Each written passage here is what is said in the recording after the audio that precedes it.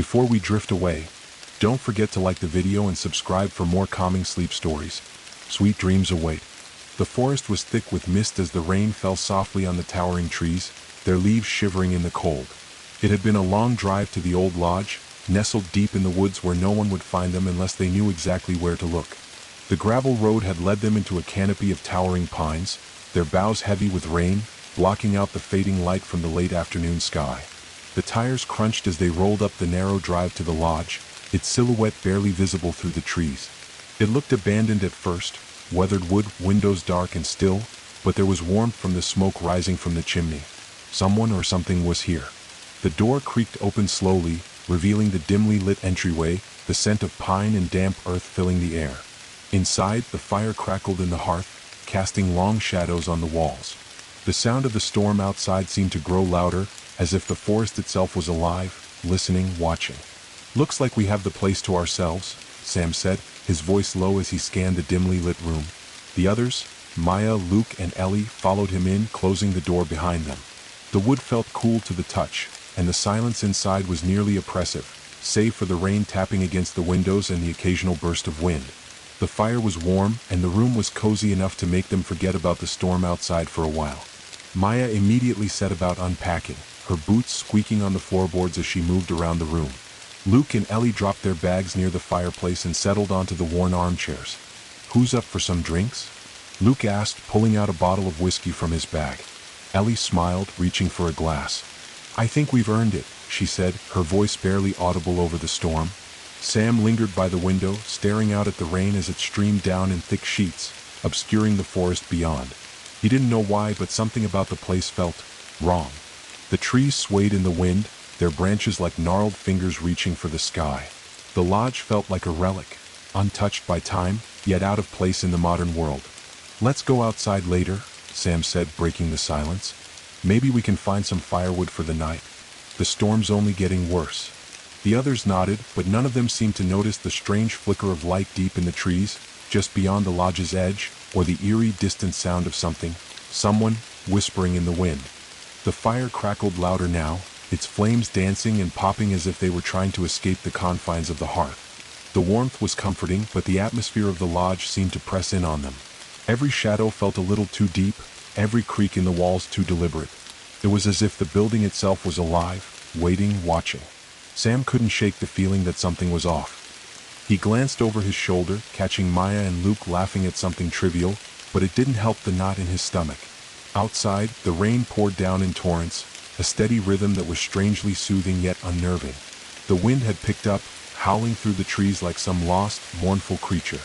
Sam shuddered involuntarily and turned back to the window. He couldn't help but wonder just how far the forest stretched. There were no roads beyond this lodge, no signs of life in any direction. It was as though they were cut off from everything. "Everything all right?" Ellie's voice broke through his thoughts. She had moved over to him, her eyes concerned. Sam tried to force a smile, but it didn't reach his eyes. "Yeah, just thinking," he muttered, running a hand through his hair. "It's just quiet out there." Ellie followed his gaze toward the darkened forest. "I've always loved that. The silence in the woods when the rain comes down. It's like the whole world holds its breath." Sam didn't respond. His eyes were still fixed on the trees, which now seemed to stretch endlessly into the blackness, their trunks disappearing into the thick mist. He could have sworn he saw something move, but when he blinked, it was gone. He was probably just imagining it. The lodge, the isolation, the storm, it was all getting to him. Luke, still by the fire with Maya, noticed the uneasy silence between Sam and Ellie. He threw a piece of wood onto the fire and stood up. "All right, enough with the moody vibes," he said, shaking off his jacket. "Let's make the most of it." "Sam's right. Let's go outside and gather some firewood. The storm doesn't seem like it's going to let up anytime soon." The idea was met with a mixed response.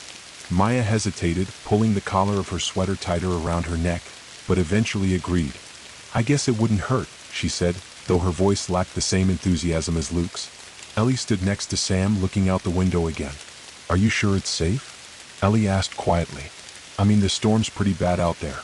Plus, the forest is not as dangerous as people make it out to be," Luke interrupted, his tone light and dismissive. "We'll stick together, won't take long." Sam felt a chill run down his spine at the thought of stepping into the forest, especially after the strange sensation he'd had earlier. but he nodded anyway, pushing his unease down. Yeah, it'll be fine. We'll just grab what we can and come back inside. The group bundled up in jackets and scarves before heading out the back door of the lodge. The cold hit them immediately as they stepped into the storm. The air was thick with the scent of wet earth and pine, and the rain fell in sheets, soaking them through within moments. The wind whipped against their faces, forcing them to huddle closer together. Sam led the way down the stone path that led to the tree line, the others close behind. The woods were alive with sound now, the wind howling, the rustling of leaves, and the distant crashing of branches. It was almost deafening, yet Sam felt as though there was something more in the air. A deep, almost imperceptible hum. Something ancient, hidden within the forest, pulsing beneath the noise of the storm. "Sam, slow down," Maya called, her voice muffled by the rain. He hadn't realized he was walking faster than the others, his feet quickening as his mind raced. He stopped abruptly and turned around, noticing that the others had fallen a few steps behind. "Sorry," he muttered, his breath coming in heavy gasps. The rain was relentless now, the drops stinging his skin as they were blown sideways by the wind. He squinted through the sheets of water, trying to see deeper into the woods. The trees were tall and black, their gnarled branches twisting like fingers, reaching into the sky. He felt a strange pull, like the forest was calling to him. "Let's stick to the edge," Luke suggested, his voice still light but strained against the wind. "We don't need to venture too far." But as they moved toward the edge of the woods, something caught Sam's eye, movement deep in the trees. For a second he thought he saw a figure, but it was gone just as quickly as it appeared. He blinked, but there was nothing now, just the endless forest and the shadows that played tricks on his eyes. "You all right?" Ellie asked again, this time her hand resting on his arm.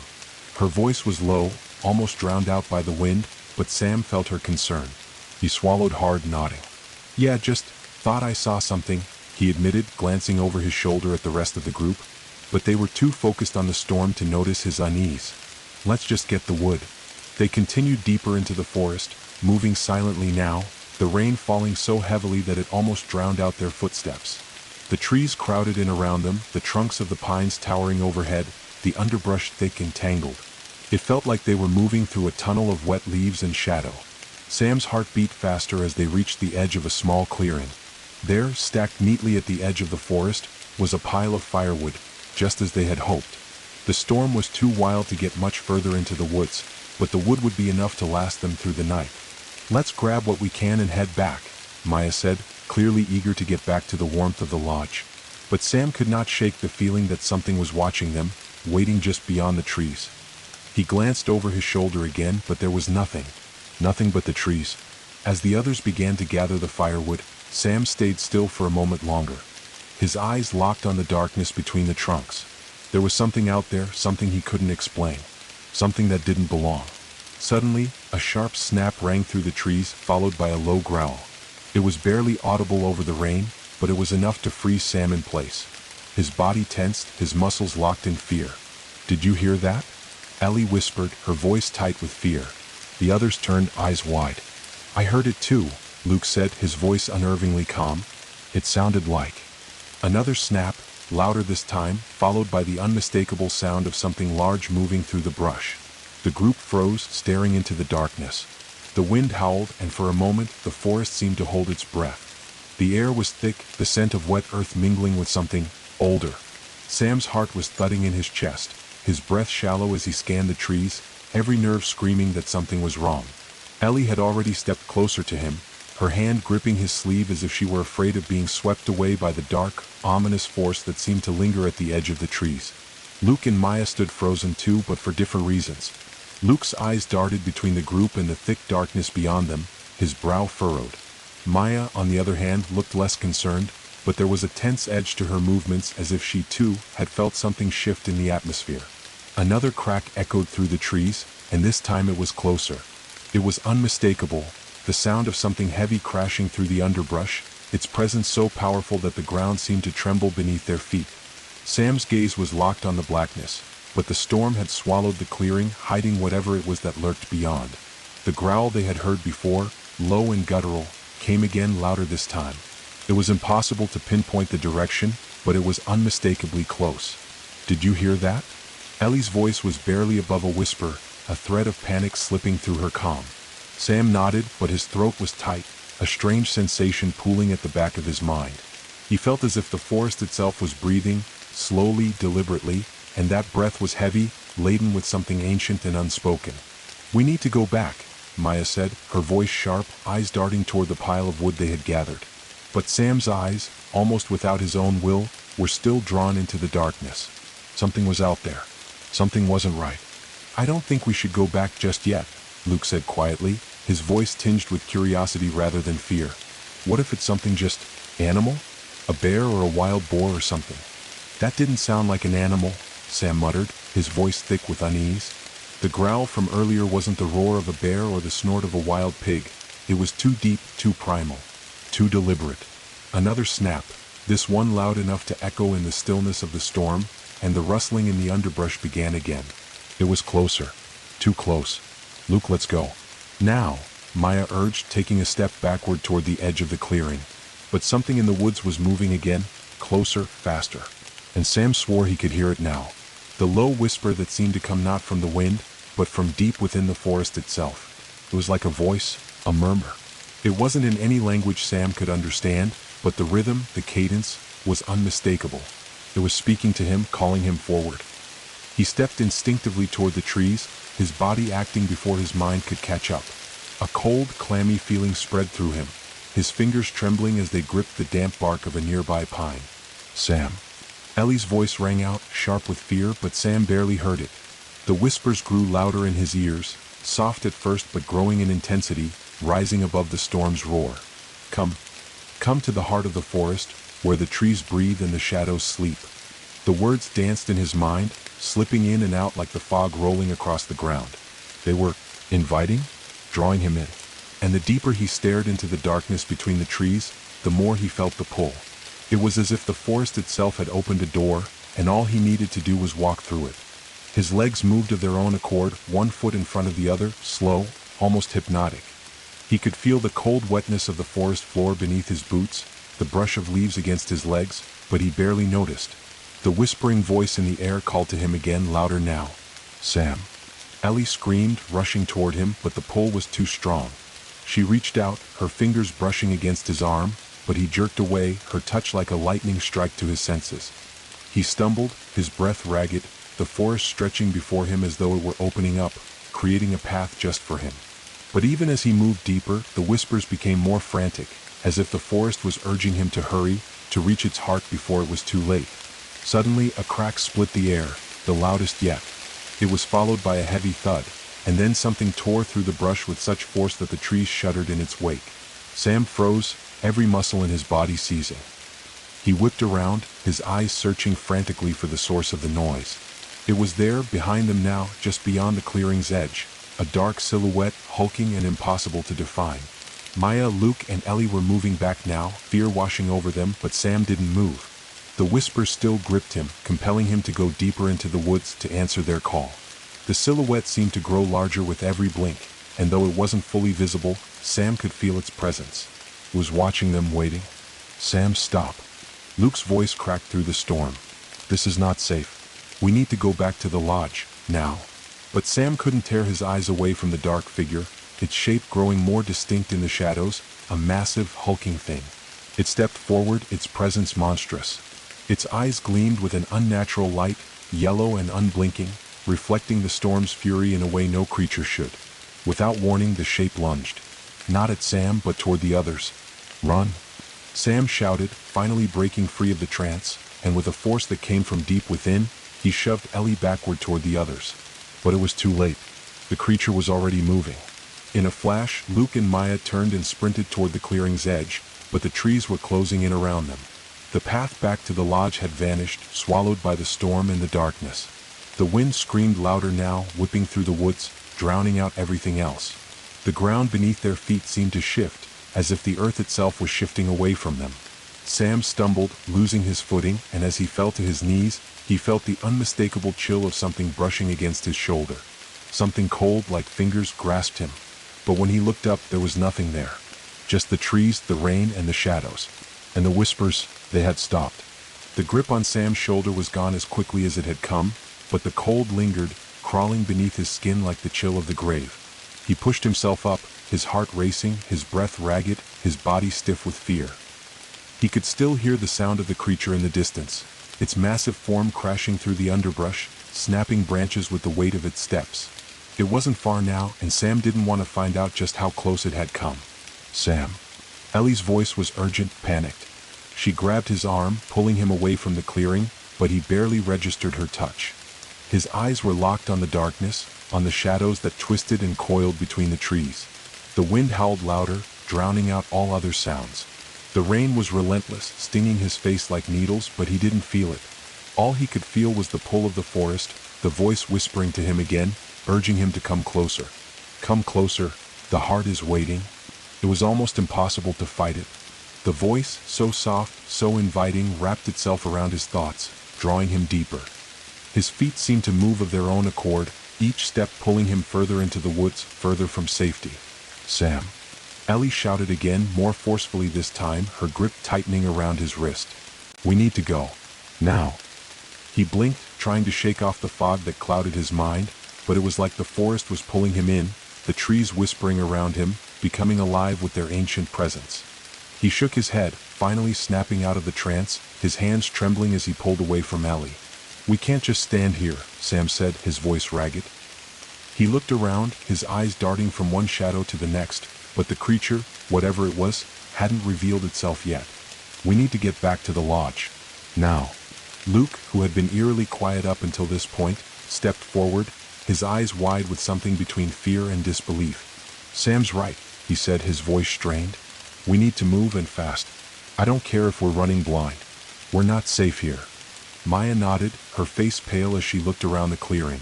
Where do we go? The path's gone, and the trees, everything looks the same. The wind screamed again, and for a moment Sam thought he heard something else, voices. More than one, layered in the sound of the storm, rising and falling like waves in an ocean. He froze, looking deeper into the forest. They were closer now. Turn back, they've come, you must go back. It was the same voice from before, but now it was different. There was an edge to it, a warning. But before Sam could process it, something slammed into him from behind, knocking him to the ground. He gasped for air as something large and heavy pressed against him. Cold, damp fur. Something alive, and it was dragging him, pulling him further into the darkness. Sam. Ellie screamed, rushing toward him, but she was too late. The creature's grip was iron-like, its claws sinking into his jacket and dragging him like a rag doll through the wet leaves. Help!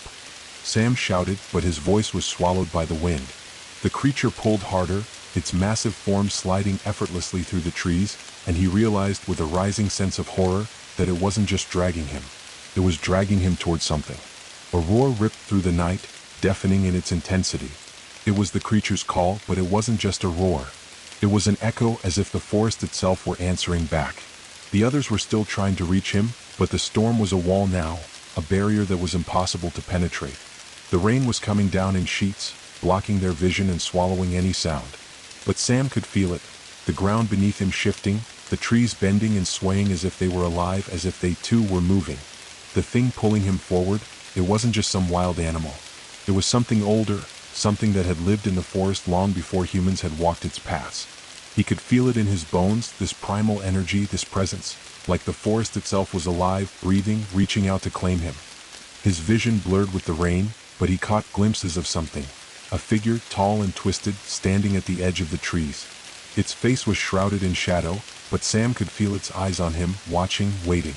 The creature's growl rumbled through the night again, deeper this time, as if it were calling the figure toward him. Sam's pulse quickened as he fought against the pull, his hands scraping against the wet ground, but the claws dug deeper, and soon he couldn't feel anything at all. His body was numb from the cold and the fear, his mind racing for a way out. The figure in the shadows moved closer, its form becoming clearer in the dim light. It was tall, too tall for anything human, its body stretched and contorted in unnatural ways. It had no face, not a real one, just a smooth, featureless mask of gray, and beneath its skin, Sam could feel the pulse of the forest itself, beating in time with his own heart. The creature stopped, the growl fading as it backed away, retreating into the darkened woods. Sam's breath caught in his throat as he watched the figure step forward, slow and deliberate, its movements graceful but predatory. It was like the wind itself had taken shape, a wraith born from the storm. "You're here now," the voice whispered again, but this time it wasn't in his head. It was in the air, surrounding him, crawling into his ears. "You've come to claim what was always yours. The heart of the forest." Sam's heart skipped a beat. The heart? What was that supposed to mean? The figure reached toward him, its long fingers outstretched, and in that moment Sam realized he wasn't just being dragged through the forest. He was being led somewhere specific. He could feel it now, the pull of something deeper, something far older than the forest, something ancient. Suddenly, the figure's hand was upon him, cold and smooth like stone, and the world around Sam began to tilt. The trees seemed to lean in, their branches twisting and stretching, curling toward the figure like snakes in the dark. The ground beneath him buckled, and he felt himself being lifted off his feet. "Sam!" Ellie screamed, but her voice was far away now, lost in the wind. "Where are you going?" But Sam couldn't answer. The figure was lifting him, guiding him deeper into the forest, past the gnarled trees and the twisted underbrush. The rain was a mere whisper now, and the storm seemed to fade behind him as he was carried away.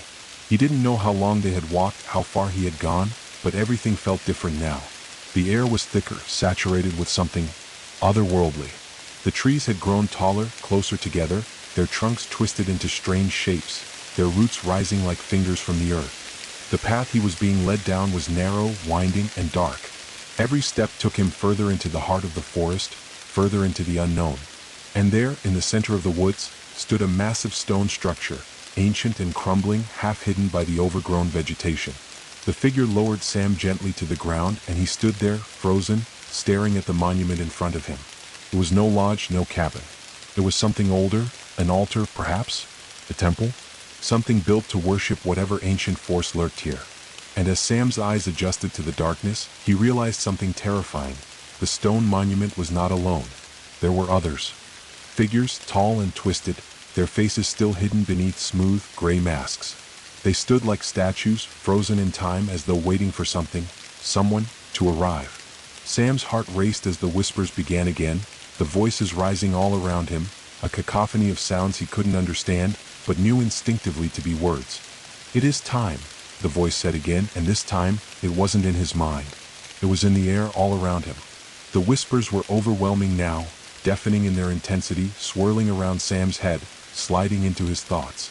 The sound of the wind and rain seemed to fade away, replaced by the rhythmic pulse of the forest itself, a deep, resonant hum like the beating of a heart.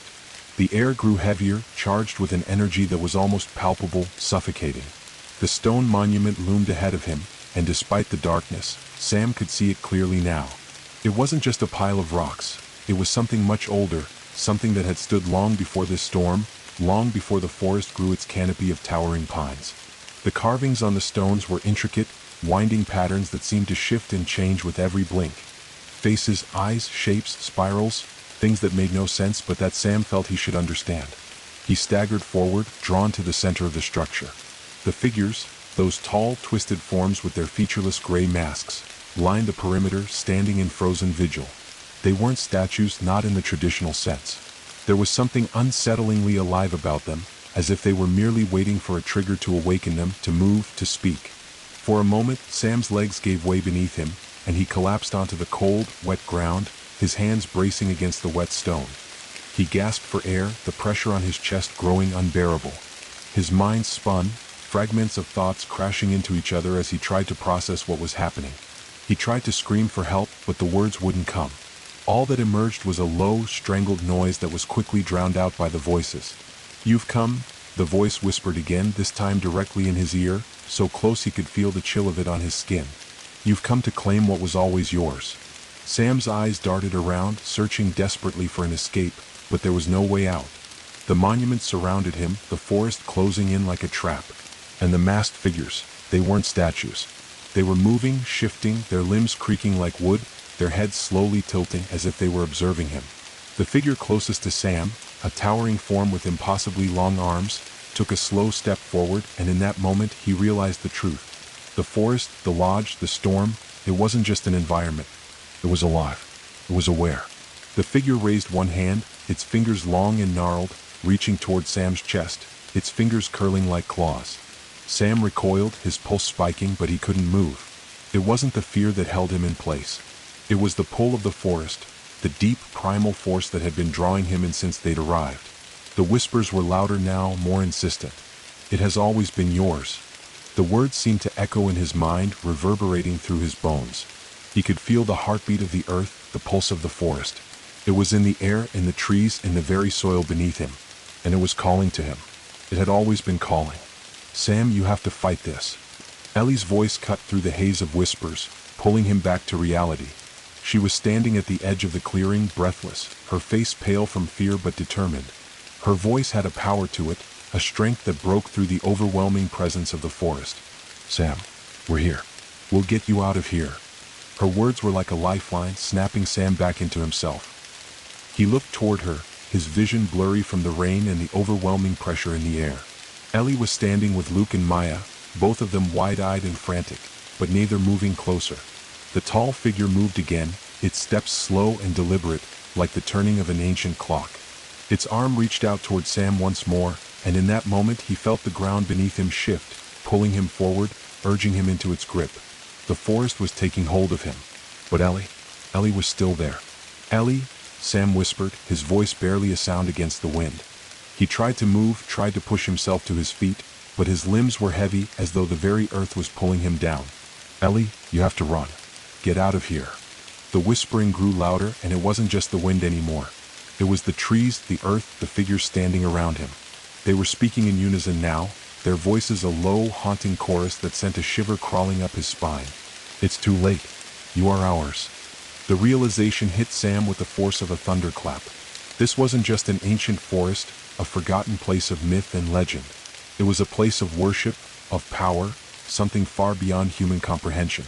These figures, these twisted creatures, were guardians of this place, and the forest itself had been waiting for him, waiting for them, for the lost descendants of those who had once been bound to the land. And he had come, whether he knew it or not. Ellie reached out again, her hand trembling. "Sam, listen to me. We can fight this. We can." But her words were cut short by a deafening crash, and the ground beneath them buckled. The earth split open, sending a shockwave through the clearing. Trees groaned and splintered as if the forest itself was protesting their intrusion. Sam's gaze snapped upward. The sky had changed, darkening as if it were folding inward. The wind had turned cold, and a thick fog began to pour into the clearing, swirling around the stone monument. The figures, the guardians, remained motionless, but Sam could feel their presence, their eyes locked onto him. And then from the thick mist came a new sound. A deep rumble that shook the very air, followed by the unmistakable sound of something large moving through the fog. "Get back!" Luke shouted, grabbing Maya's arm as they both turned and sprinted away, but Sam couldn't move. His body felt like it was made of stone, anchored to the spot. The fog grew thicker, curling around the stone monument and twisting in unnatural shapes. A massive form emerged from the mist, shadowed, immense, and crowned with horns like those of a great beast. It loomed above them, its eyes glowing like embers, its presence filling the clearing. This was no wild creature. This was something else. Something ancient. The heart. The figure rumbled, its voice deep, guttural, and filled with an unnatural resonance. It reached forward, extending a long, clawed hand toward Sam. "You are the chosen. You are the one who will awaken the heart." Sam's chest tightened as the figure moved closer. Its breath was hot against his face, and its eyes, glowing like embers, seemed to pierce through him, seeing everything. Sam's mind raced, his thoughts like tangled vines. The whispers had stopped. The wind had stopped. The forest was holding its breath. And then the figure spoke again. "The time has come, Sam. Come, take your place. Awaken what has been sleeping for so long." A surge of energy, the pulse of the forest, rushed through him, overwhelming him. He could feel the power in the air, the draw of something ancient and eternal. His body felt like it was on fire, and for a split second, it was as if everything around him, the trees, the stones, the mist, was fading away, leaving only darkness. He took a step forward, almost without realizing it, as though his legs were moving on their own. "Sam," Ellie whispered, but her voice was faint, distant. And then, with a rush of wind, the ground beneath Sam's feet collapsed. The earth beneath Sam's feet cracked wide open, swallowing him whole. There was no warning, no final scream, no final breath. One moment he was standing in the clearing, staring up at the immense, glowing figure. The next he was falling, plummeting into the dark, the weight of the world rushing toward him. His body twisted in midair, gravity pulling him down, pulling him into the heart of the forest, the heart of the earth. The fall felt endless, a suffocating descent that seemed to stretch on for miles. The air grew colder with every passing second, thick and oppressive, pressing in on him from all sides. Sam couldn't see, couldn't move, couldn't even scream as the darkness swallowed him whole. And then, thud. He landed with a force that jarred his entire body, sending shockwaves of pain through his limbs. The impact knocked the breath out of him, and for a moment he lay there, gasping for air, trying to make sense of what had just happened. The darkness around him was absolute. He couldn't see his hands in front of his face, couldn't even feel the ground beneath him, only the deep, unnatural cold that seemed to seep into his bones. But he could hear it, the hum. The pulsing, vibrating hum that throbbed in his chest, reverberating through his ribcage. It was the heartbeat of the earth, the heart of the forest, and it was alive. It was waiting. Sam? Ellie's voice, faint and distant, barely reached him. It was like she was calling from the other side of a thick, invisible wall. Sam, where are you? He pushed himself up, his hands scraping against the rough, jagged floor. He felt his way through the blackness, his fingers brushing against something cold and wet, stone, moss perhaps, and then he heard it again. The hum. It was louder now, vibrating in the air, growing stronger with every passing second. And then something else. The unmistakable sound of footsteps, slow, deliberate, heavy. The sound was muffled as though coming from far away, but it was unmistakable. Sam froze, his heart leaping into his throat. His mind raced, but his body felt sluggish, weak. It was as if the darkness was stealing his strength, draining him with every breath. He tried to stand, but his legs were unsteady. His knees buckled, and he fell back to the ground. And then click. A sound, sharp and metallic, echoed through the darkness. His eyes widened, but there was nothing to see. It's time? The voice was low, reverberating in his skull, like the very earth itself was speaking to him. It wasn't just the voice of the creature he had seen earlier.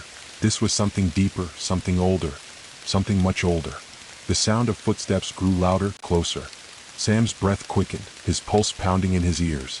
The ground beneath him began to vibrate, the hum growing louder, stronger.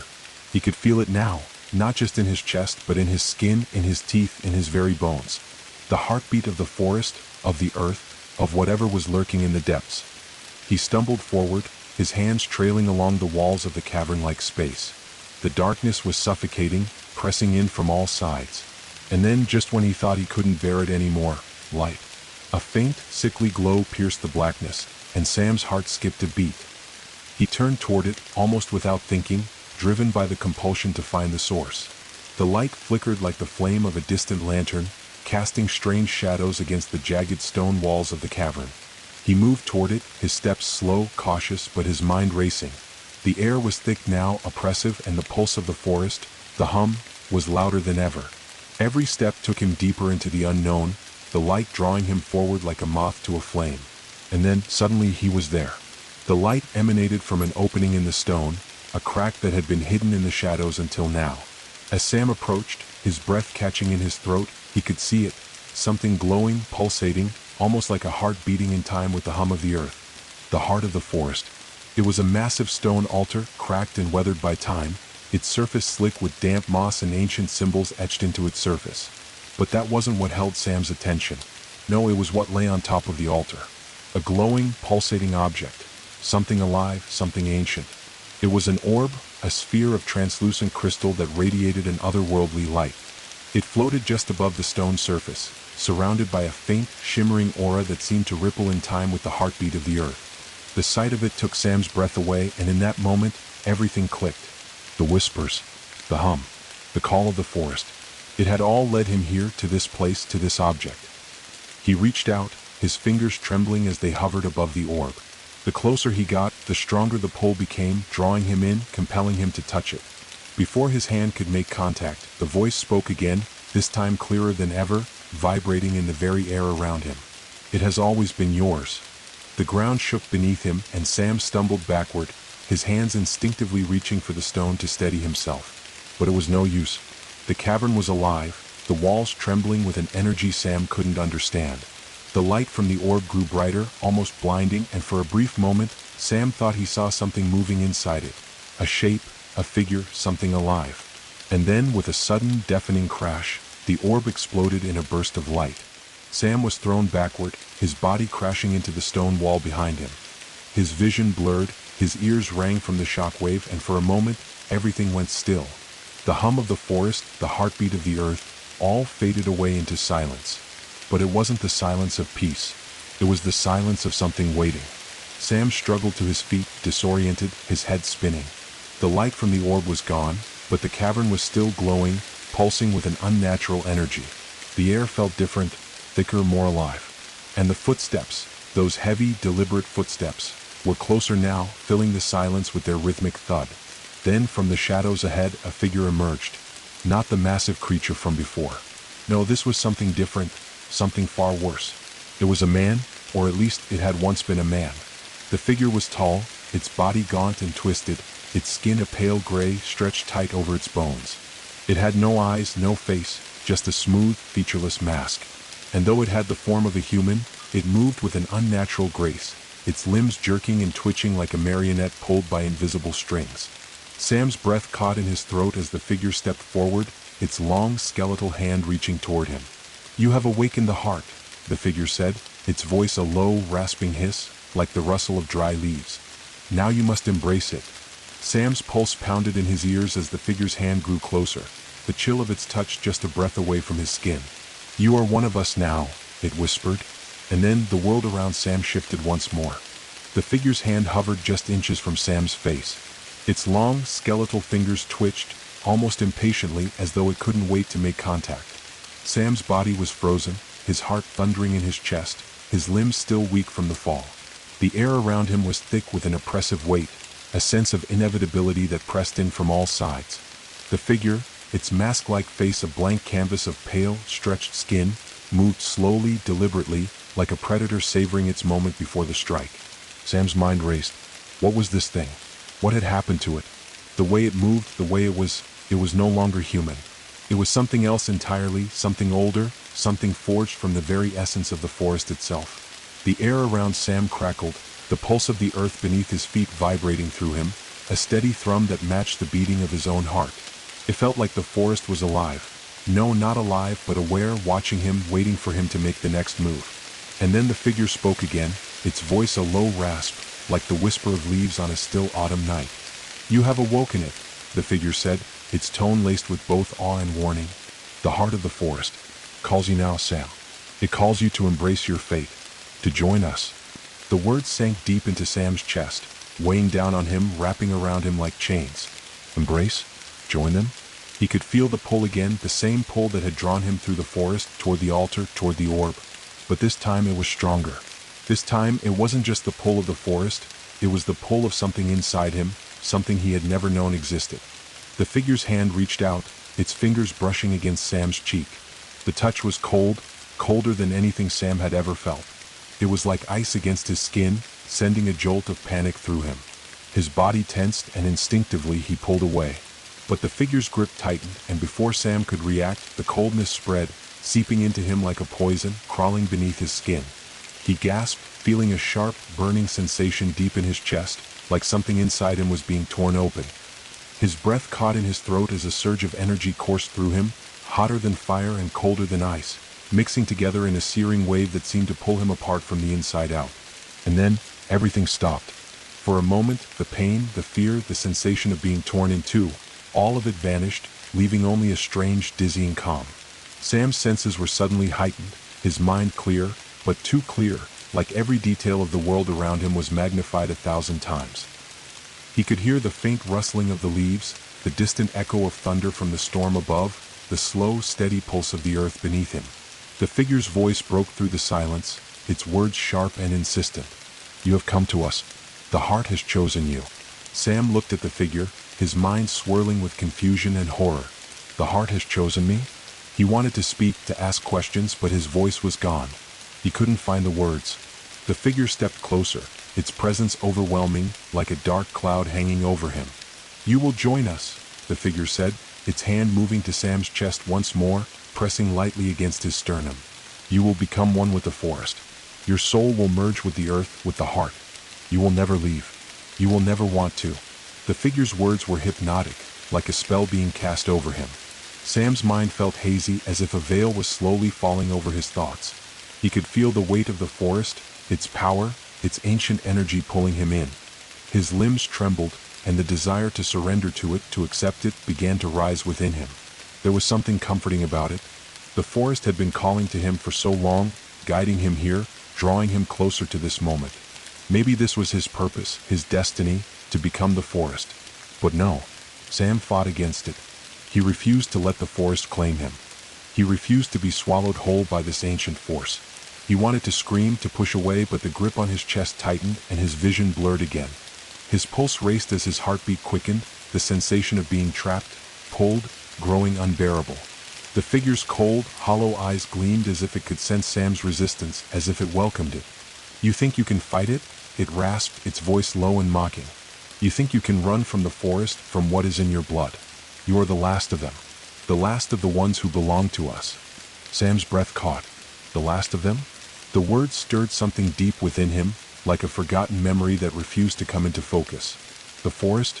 Had it always been this way? Had it always been waiting for him?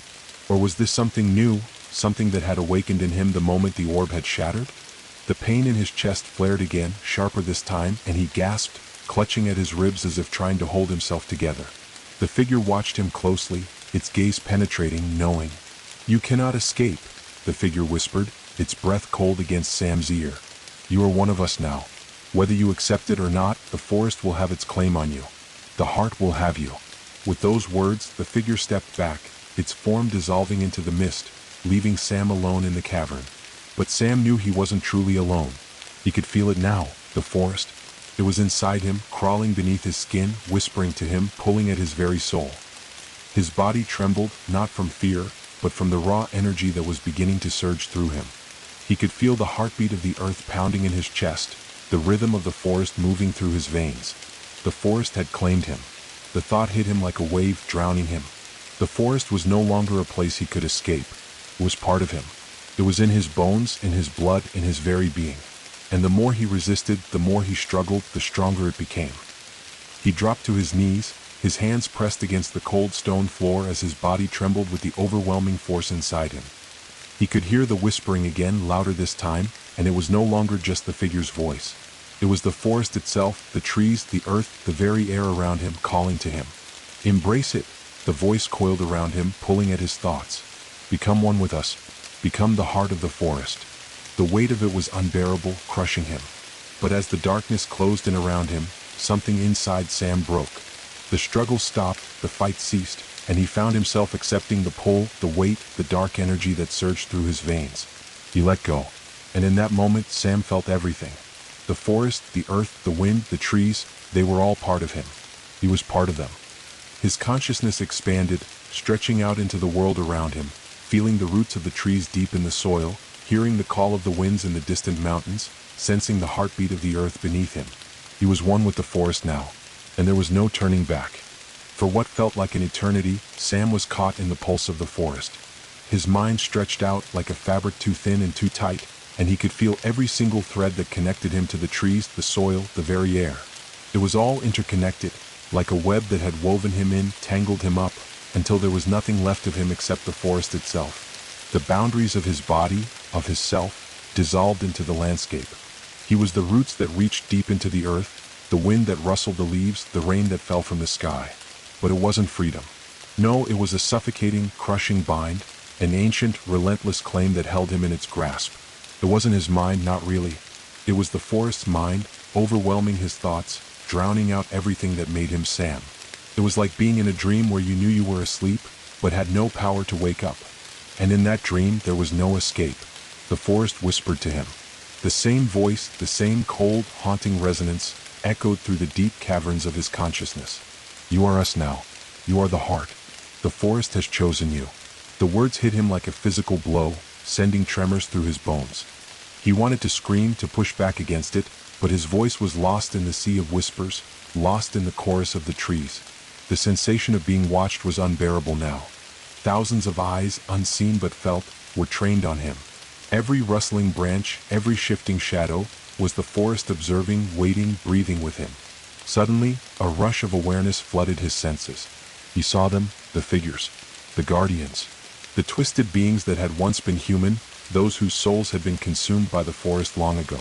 They stood in the distance at the edge of his consciousness, watching him, waiting. But it wasn't just them. No. Now he saw everything, every leaf, every gust of wind, every ripple in the stream. It was overwhelming, but not in the way Sam had feared. No, now it felt more like home.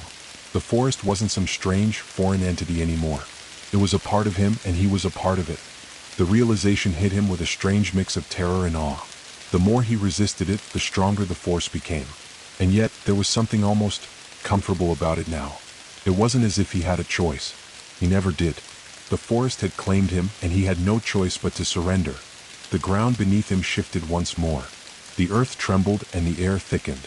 The pulse, the heartbeat of the forest, grew louder, more insistent. It was like a drumbeat, a call to action, a summons to something. And then, through the fog of his mind, Sam heard it, the sound of voices. Not whispers anymore, but a chorus. It is time. The words were clearer now, sharper, as though they came from deep within his own soul. And as the mist parted before him, he saw it. The thing that had been waiting. The altar. But this time it was not just a stone structure. It was something more, alive, pulsating, alive with energy, as though the stone itself had become an extension of the forest's heart. The orb, the glowing crystal that had once beckoned him to this place, was now a part of the altar, embedded in the stone, growing from it as though the stone itself was breathing. The light it emitted was blinding, but Sam didn't need to shield his eyes anymore. The light was inside him, and he understood it. The orb thrummed with the same pulse that had been surging through his veins, and suddenly, Sam knew what had to happen.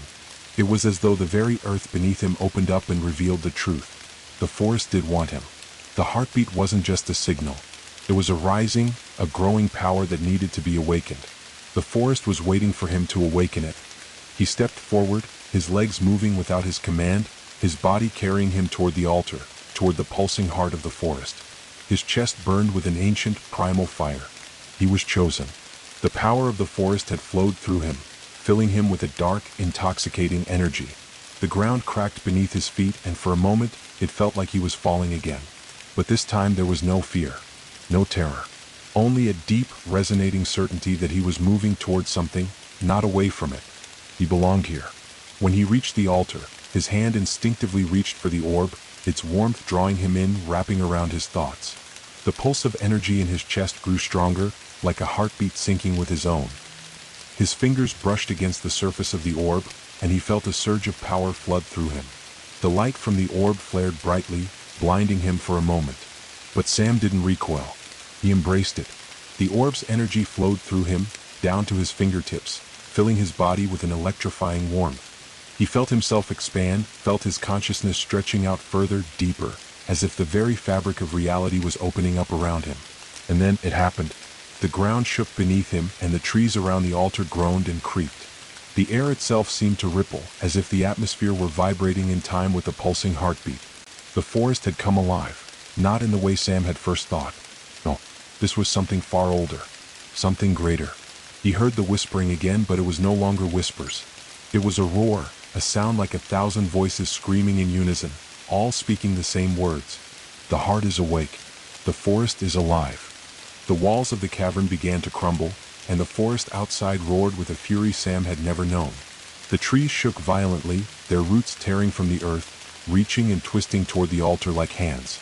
The ground split open, and Sam could feel the power rising from the deep, ancient core of the earth itself, flooding the world with a force that was both terrifying and magnificent. The orb in Sam's hand began to pulse in time with the rhythm of the forest, and as it did, a dark mist began to spill out, swirling around him like a living thing. The mist was cold, chilling, and yet it seemed to invite him in, urging him to breathe it in. And then, for the first time since he had fallen into the forest's grasp, Sam saw the truth. The heart wasn't just an orb, it was a portal. The mist swirling around him thickened, twisting into shapes that flickered in and out of focus. Faces, figures, shadows. It was as if the forest itself was revealing its true nature, its ancient, forgotten powers. Sam's mind reeled as the realization hit him. This was no longer about survival. This was no longer about escaping. He wasn't just in the forest now. He was the forest. The mist around him grew thicker, and the forms inside it grew clearer. Figures, shadows, and shapes flickered and writhed like spirits, and Sam could sense them. They were the souls of those who had come before him. The forest's ancient guardians, twisted and warped by time, lost to the passage of years, waiting for the next to rise. But they weren't the only ones. There were others too. Figures that had never been part of the forest, figures that seemed to belong to Sam. Their faces were blurred, but Sam knew who they were. Ellie, Luke, Maya, his friends trapped in the mist, their bodies turned into shadows, their souls entwined with the forest's pulse. The forest had called to him, yes, but it had also called to them. And now Sam knew. There would be no escape. Not for him. Not for any of them. The forest was alive and it had claimed them all. The mist thickened around Sam, swirling in an almost hypnotic dance as it crawled over the altar, wrapping itself around him like a second skin. The figures flickered and twisted in the vapor, their faces barely visible, but their eyes, those eyes, were alive. Sam could feel them watching, their presence heavy, suffocating. He was surrounded, consumed, and yet he wasn't afraid. Not anymore. In this moment, something had shifted inside him. The terror that had once gripped his heart was gone, replaced by a deep, resonating calm. The heartbeat of the forest was inside him now, syncing with the very rhythm of his blood, pulsing through him like a wave that never receded. He wasn't a separate entity anymore. He was the forest. The weight of the truth settled on him like a blanket, suffocating and warm at once. The mist continued to swirl, thickening until it filled every corner of the cavern, creeping into every crack and crevice. Sam didn't fight it. Instead, he reached out with his senses, extending them deeper into the shadows, deeper into the vast, interconnected web of the forest. And then he felt it. The pulse. It was like a heartbeat, but not just any heartbeat. This one was ancient, pulsing with the weight of eons, an energy that had existed long before Sam was born, and long before the first human ever stepped foot on these lands. The forest itself was a living entity, a vast, interconnected being that existed both above and below the surface, feeding off the earth, feeding off time itself. He could feel its every thought, its every need. The forest wasn't just alive. It was a mind, a will. And now that will had fused with his own. The orb, the glowing heart of the forest, pulsed brighter, as if acknowledging his new awareness, his new connection. The mist that had been swirling around Sam began to thicken, solidifying into something far more tangible. It stretched out, twisting into shapes that resembled figures that looked all too familiar. First, there was Ellie, her face pale, eyes wide with fear, but there was no life in her gaze. She was trapped within the mist, her body and soul bound to the forest's power. Then came Luke, his form twisted, his body sagging like a marionette with broken strings. His eyes too hollowed and lifeless. Maya was next, her face contorted in pain as though she were trying to scream, but no sound escaped her lips. And they were not the only ones. Sam felt it, he could sense others too. Souls trapped within the mist, woven into the forest's web. The forest was not just a place, it was a prison. A keeper of souls, a collector of lost lives, all bound to the land in ways Sam couldn't yet fully comprehend. Some had been lost to the forest long ago, their bodies faded, their forms deteriorated into shadows of what they once were. Others, like Ellie, Luke, and Maya, were new, their souls drawn in only recently, perhaps by the same pull that had lured Sam here. The mist pressed closer, suffocating, wrapping itself tighter around his body. The whispers grew louder, their voices swirling together in an ancient chorus, unintelligible but somehow familiar. Welcome. The voice came from everywhere and nowhere. It echoed in his skull, reverberated through his chest, filled his soul. You are part of the heart now. You will never leave. You will feed the forest. You will serve. The words were not a question. They were a command. But Sam felt something stirring within him, a flicker of defiance. His defiance. He had always been an outsider, a wanderer, a seeker of answers. And now this ancient force, this overwhelming power, expected him to surrender? Expected him to become one with it forever? He didn't know what he could do to fight it, but he would fight. But the more Sam resisted, the deeper the pull became. His thoughts grew muddled, cloudy, like they were being sifted through the very roots of the trees themselves. The heartbeat of the forest throbbed in his ears, in his veins. You are bound, the voice said again, its tone not one of threat, but of truth. The forest has chosen you. You are the heart now. You belong to us. Your soul is ours. A wave of dizziness overtook Sam, and he stumbled forward, his hand brushing the orb once again. The moment his fingers made contact, the pulse inside him intensified. His entire body went rigid, and he could feel the dark power filling him, flowing through his very being, locking him into place. His skin burned, his eyes stung, and the pain of it was unlike anything he had ever experienced. It wasn't just physical. It was mental, spiritual. The mist around him thickened even further, crawling into his mouth, filling his lungs. He felt his body faltering, his limbs beginning to stiffen as if something was taking him. Something was draining him, merging him with the forest. He wanted to scream, wanted to fight, but the strength to do so was slipping away, pulled into the depths of the forest's embrace. And then the figures, the faces of his friends, Ellie, Luke, and Maya, seemed to shift. They weren't just trapped within the mist, they were becoming the mist. Their forms faded and blurred, their souls dissolving into the very fabric of the forest, becoming part of it. Sam tried to speak, but his voice was gone. He tried to move, but his body didn't respond. He was trapped, frozen, locked in place by the overwhelming power of the heart. The forest was feeding on him, feeding on his soul, on his essence, and it would not let him go. The whispering voices returned, louder now, all around him, swirling like a storm. "You will never be alone, Sam." The voices shifted, grew in number, and then Sam heard something else. Something that pierced through the endless murmurs and rumbles. It was Ellie's voice, clear and sharp, her voice full of pain, full of terror. "Sam. Sam, please, please, don't let it take us." Her words echoed in his mind, like a distant cry for help. And for a moment, just a moment, Sam felt something human stir within him, something that wasn't the forest. His memories of her, of Luke, of Maya, flooded his mind. The warmth of their friendship. The moments of laughter, of joy, of connection. And then, the pull came again, stronger than before. It was not just the forest now. It was him, it was the very essence of his being, his soul that was now feeding the forest, becoming part of the twisted web of life and death. There was no escape. Not now. Not ever. But still, Ellie's voice rang out, desperate, and for just a fleeting second, Sam felt it. A spark. A decision. The forest was claiming him. But he was still there. He was still human. With the last of his will, Sam forced his eyes open, tearing his consciousness from the thrumming pulse of the heart. "Ellie," he shouted, his voice a rasp, a whisper against the tide of whispers. The forest paused. And in that instant of silence, Sam felt something crack. It wasn't the forest's grip. It wasn't the heart's power. It was his own will. The heart pulsed. The earth trembled. The trees groaned. And Sam understood. He was the forest now, but maybe, just maybe, he didn't have to be only that. He was more than what it wanted. He had to be. The last whispers filled the air, and Sam knew what he had to do. The forest's pulse throbbed in Sam's chest like a second heart, and the power was relentless, suffocating. The air, thick with mist and the hum of ancient energies, pressed in on him from every direction. It was as if the very earth around him was alive, watching, waiting, urging him to succumb to its will. The forest had claimed him, but Sam could feel a small part of himself still resisting. It was an ember flickering in the overwhelming darkness. A part of him, deep down, that hadn't fully surrendered, that was still fighting. But that fight was growing weaker. The voices, the chorus of the forest, grew louder, their words filling his mind, each whisper dragging him deeper into the heart of the abyss.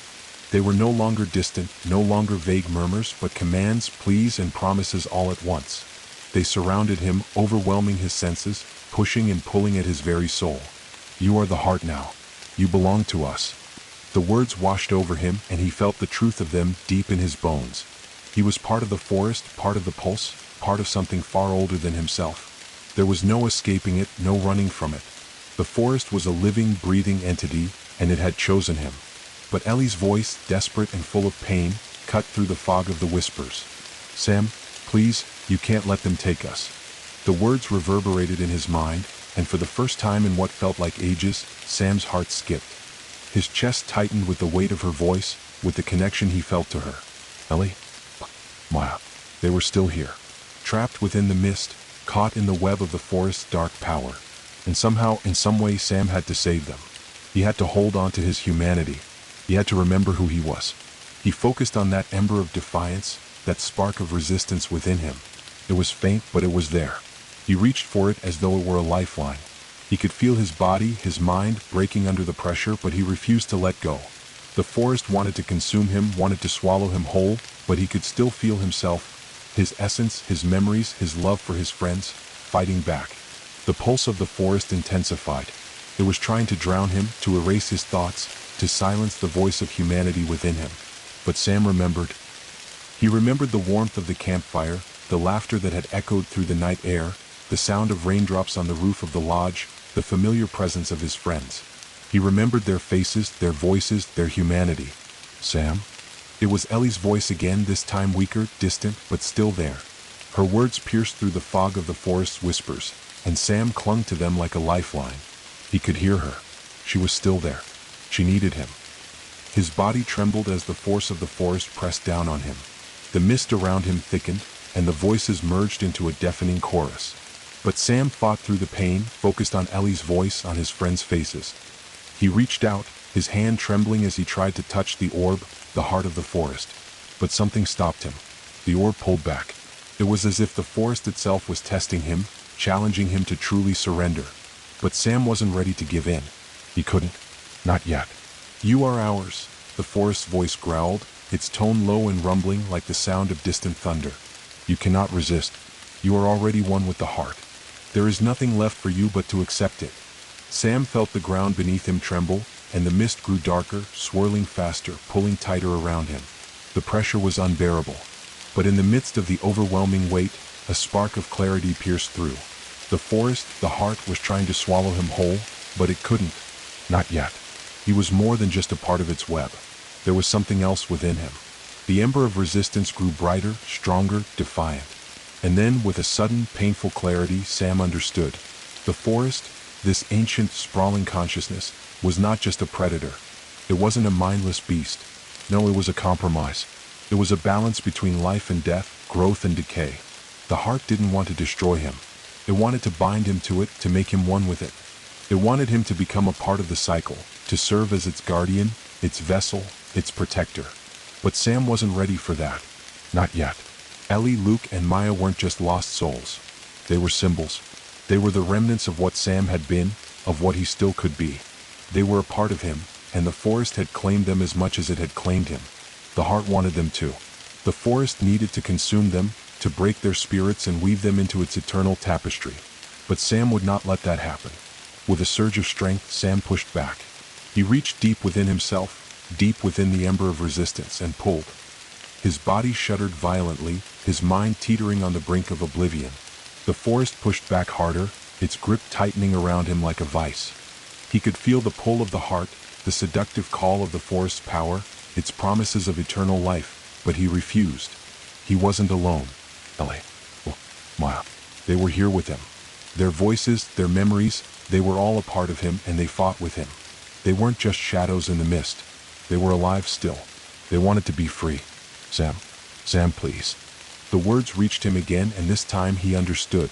It wasn't just about resisting the forest. It was about saving them. Saving all of them. He focused, using the last of his strength to reach out to them. He felt them. Their pain, their fear, their hopelessness. But he also felt something else. Hope. He wasn't just fighting for himself. He was fighting for them. And in that moment, as the forest roared in fury around him, Sam made a decision. The orb, the heart, wasn't just a source of power. It was a bridge, a portal between the world of the living and the world of the dead. But it wasn't just the heart that could call to the dead. Sam could too. With every ounce of his being, Sam called out to the mist, to the trapped souls, to the darkness that consumed them. You are not alone, he shouted, his voice filled with a raw, primal power that resonated through the cavern. You are not lost. You can fight. I can bring you back. The forest paused. The pulse slowed, the heartbeat of the earth faltering for just a moment. And in that silence, Sam felt a shift. A crack in the fabric of the forest's power. The mist around him began to recede. Ellie's voice rang out one last time, clearer now, full of strength. Sam, we're with you. We're here. The figures of his friends began to emerge from the mist. But they were no longer shadows. They were solid. Their faces, pale and worn, slowly regained their color, their form. The mist that had once consumed them was now dissipating, unraveling at the seams. Sam's body trembled with exhaustion, his breath ragged, but he stood firm. The forest was fading. The mist that had once enveloped Sam, thick and suffocating, now began to thin, like the slow, reluctant retreat of a storm cloud. But the forest wasn't done with him yet. The pulse of the heart still throbbed in the depths of his chest, resonating through his bones, his muscles, his very breath. Sam could feel it.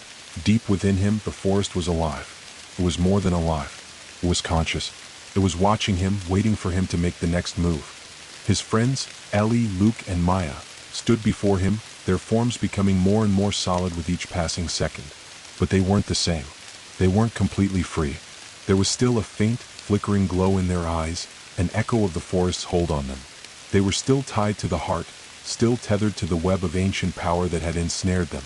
But Sam wouldn't stop. He couldn't. Not now. The forest may have been calling to him, its power still coursing through him, trying to bind him to it, but Sam had one thing the forest didn't understand: will. He wasn't just fighting for himself anymore. He was fighting for his friends, for the lives they once had. The forest could claim his body, could drain him of everything he was, but it could never have his will. He reached out a trembling hand to Ellie, who was standing closest to him, her face pale and strained, her body still flickering with the ethereal remnants of the forest's control. Her eyes were wide, filled with a mixture of fear and hope. "Sam," she whispered, her voice barely audible above the rising hum of the heart's pulse. "You have to." But she couldn't finish the sentence. The force of the heart was still too strong, still too suffocating. Sam could feel it like a constant pressure in his chest, squeezing the breath from him, pushing him closer to the edge of surrender. No, he couldn't let himself fall into that darkness again. He had to hold on. They had to hold on. With a ragged breath, Sam forced himself to step forward, his hand trembling as he reached out for Ellie's. The moment his fingers brushed hers, a surge of energy coursed through him. A cold, alien energy that he had come to know all too well. The forest was still there, still watching, still waiting for him to let go. But Sam refused. He focused on Ellie, on the spark of humanity in her eyes, on the warmth of her touch. She wasn't just a shadow anymore. She was real. She was alive. And as long as she was, so was he. "We're not lost," Sam whispered, his voice hoarse but steady. "We're not part of this. You hear me, Ellie? We're not part of the forest. Not anymore." Her fingers twitched, and for the first time, the faint glow in her eyes flickered, dimming just slightly. She took a breath, as if the weight of Sam's words had reached her through the fog of the forest's influence. "Sam," she breathed again, this time with more strength. I feel it. I feel it pulling back." The mist around them began to swirl, pulling away from their bodies, retreating into the shadows. The forest groaned, its energy pulsing wildly, like a wounded animal, angry at being deprived of its prey. The ground beneath Sam's feet shook, and he could hear the distant sound of trees cracking, their ancient roots twisting, as if the forest itself was fighting to hold them. But Sam didn't flinch. He didn't look away. He held Ellie's gaze, and in that moment, it was as if they were the only two people left in the world. He could feel her strength return, feel the tug of her soul against the forest's pull. Beside them, Luke and Maya were struggling too, their bodies twitching, their forms flickering with the same faint glow that had overtaken Ellie. But Sam wouldn't leave them. He couldn't. He reached out to Luke, then to Maya, his hands trembling but determined. "Together," Sam said, his voice raw but steady, "we're stronger than this. We have to fight. We're not the forest's slaves. We're not its tools." The others, his friends, his family, slowly, painfully began to respond. Luke's eyes snapped open, a flash of clarity passing through the fog, and Maya's fingers twitched in the air as if she could feel the forest's power loosening its grip. But the forest wasn't done yet. It wouldn't let them go so easily. From the depths of the mist, a figure emerged. It was the same one that had first greeted Sam. The figure of the forest, the skeletal guardian with the mask-like face. Its hollow eyes gleamed, and its voice was a low, gravelly rasp, full of malice and ancient hunger. "You think you can escape?" it hissed, its voice swirling like smoke around Sam. "You think you can defy the heart? The forest owns you. It owns your souls. It will never let you go." The figure raised a hand, and in that instant, the mist surged back, flooding towards Sam and his friends, a thick tide of darkness that threatened to crush them under its weight. The pulse of the heart roared louder, shaking the earth beneath their feet. Sam felt the pressure, the overwhelming weight of the forest were pushing down on him. He could feel the forest inside him again, its dark energy crawling through his veins, pulling him towards surrender. But he refused. He had fought too hard to let go now. "We're not yours," Sam said, his voice ringing out like a challenge. "We are not your property. We are not your prisoners." The mist hesitated. Sam's friends, Ellie, Luke, and Maya, stood by his side, their eyes wide, but filled with the same determination. The momentary pause felt like a lifetime, a single heartbeat where the forest's power hung suspended in the air, waiting for the final push. And then, as if on cue, Sam closed his eyes and pulled everything he had, all of it, into one single focused thought. We are free. The words echoed through the cavern, louder than the forest's pulse, louder than the heartbeat of the earth itself. The mist shrieked, recoiling as if struck by an unseen force. The heart pulsed violently, thrashing against the restraint, but Sam felt it. They felt it. The heart was faltering. The figure of the skeletal guardian twisted, its form distorting in the mist. It howled in rage, but Sam felt something shift in the air around them. It was as if the very fabric of the forest's power was unraveling, like the web that had held them together was starting to fray. No, the figure cried, its voice cracking, its form flickering with desperation. You belong to the heart. You belong to me. But Sam wasn't listening anymore. The mist parted. The forest's pulse slowed. The figure was swallowed by the darkness, its form vanishing as if it had never been there. For a long, deafening moment, the forest was silent. And then, the fog lifted completely. The cavern, the trees, the ground, all of it was still, as if the world itself was holding its breath. Sam stood there, trembling, surrounded by his friends. The forest still pulsed, but it no longer held the same weight. It was no longer suffocating them. It was no longer trying to take them. The forest was no longer an enemy. It was just there. But Sam knew one thing for certain. This wasn't over. The forest had released its grip on them for now, but it would never truly let go.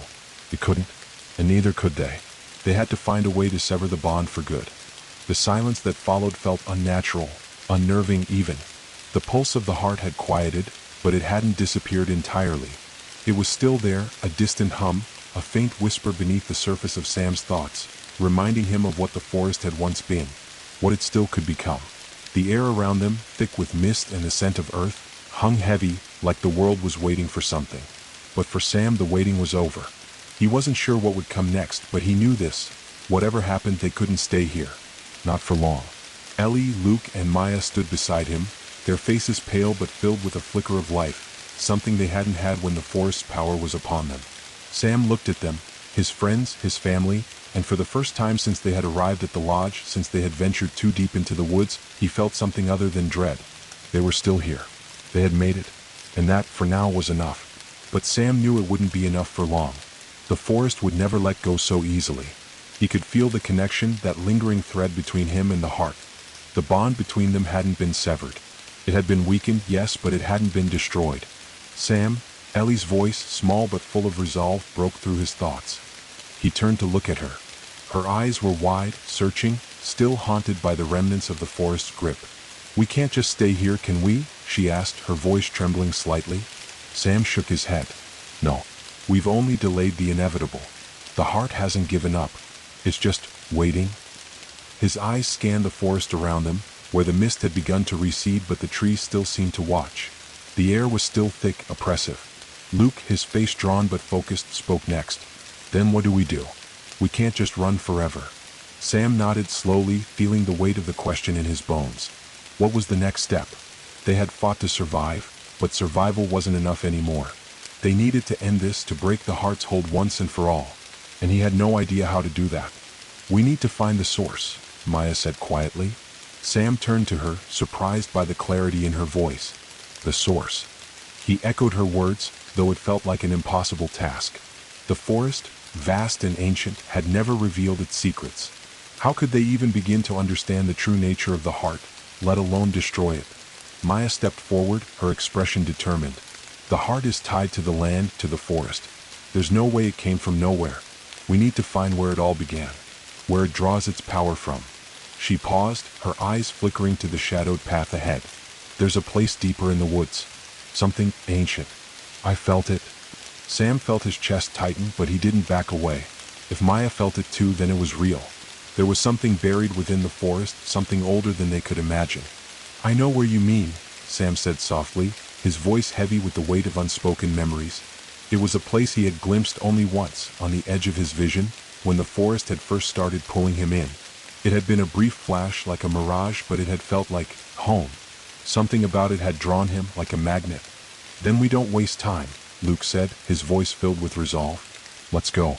If this is the only way to put an end to this, we need to take it. The group stood in silence for a moment, the forest around them quiet, almost expectant. The trees loomed in the distance, their twisted branches stretching into the dark sky, casting long shadows across the ground. The world felt too still, like the calm before a storm. And Sam understood. The heart was still there. They could feel it, like a pulse beneath the earth, like something waiting to reach out again. It was too quiet, too calm. The forest was not done with them. Not by a long shot. "Let's move," Sam said at last, his voice steady despite the tremors running through him. "We can't afford to wait." And so they began the trek.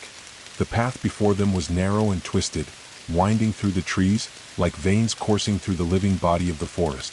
Every step they took seemed to echo in the stillness, and Sam couldn't shake the feeling that the trees were watching, listening, waiting for them to make a mistake. The air grew heavier as they went deeper. The mist returned, curling at the edges of their vision, thick and damp. It clung to their skin like cold fingers, making it hard to breathe. But Sam kept going, his determination fueling his steps.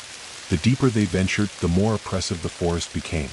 The trees seemed to close in on them, the path narrowing until they were forced to duck beneath low branches, pushing forward through the undergrowth that seemed to reach out like hands. The silence was broken only by the occasional rustle of leaves or the distant call of some unseen creature. It wasn't long before they reached the edge of a clearing. The trees seemed to part here, as if they were deliberately creating an opening, a space in the heart of the forest. Sam stopped at the edge, his breath caught in his throat. In the center of the clearing stood a large stone structure, ancient, overgrown with vines, and nearly hidden beneath a thick blanket of moss. It was a temple, or at least what was left of one. Time had weathered it, eroded its features, but the stone itself felt strangely alive. There was an energy here, a presence that Sam could feel deep within his bones. His eyes scanned the area, and his heart skipped a beat when he saw it, the orb. The same one that had once pulsed with the heart's energy, now resting in the center of the temple. It was dim, almost lifeless, but Sam knew the truth. This was the source. This was what had been drawing them, feeding on their souls, pulling them into the forest. Maya stepped forward, her eyes locked on the orb. "This is it," she murmured. "This is where it all began. This is the heart." Sam nodded, his chest tight. The orb had been here all along, hidden in plain sight. But there was something else, something darker, older, that lingered here. The air around them crackled with the energy of the forest, and Sam could feel it pulling at him once again, like a tug on his soul. "This is where the power lies," Luke said, his voice low, almost reverent. "But how do we stop it? How do we destroy it?" Ellie looked at Sam, her gaze filled with fear, but also with something else. "Oh, Sam, we have to do something." Sam swallowed, his mind racing. They had made it this far. They had fought back against the forest, against its will. But the heart, the orb, was still too powerful. It pulsed with ancient energy, and he could feel it calling to him again. He could feel it trying to bind him once more. But this time it was different. This time, Sam understood the forest. He knew its hunger, its need to survive, to expand, to consume. He also knew the price of that hunger, his friends, his soul, his very essence. Sam closed his eyes, reaching for the ember of resistance within him, the spark of humanity that had never gone out. The orb pulsed, its energy flaring brighter for just a moment. "We destroy it," Sam said quietly. "We destroy it and we end this. Together." Maya, Luke, and Ellie nodded in unison, their faces set with determination. The forest's grip may have been strong, but they had fought through its darkest depths, and now it was time to finish what they had started. Sam stepped forward, his heart pounding in his chest, and as he reached out to touch the orb, the forest responded. The trees groaned, the wind howled, and the ground beneath their feet shook with the fury of the heart. It would not go quietly. But Sam didn't stop. The orb flared with energy brighter than the sun, its light blinding. It pushed against them, pulling them in, trying to consume them all. But Sam's mind was clear now. His purpose was true.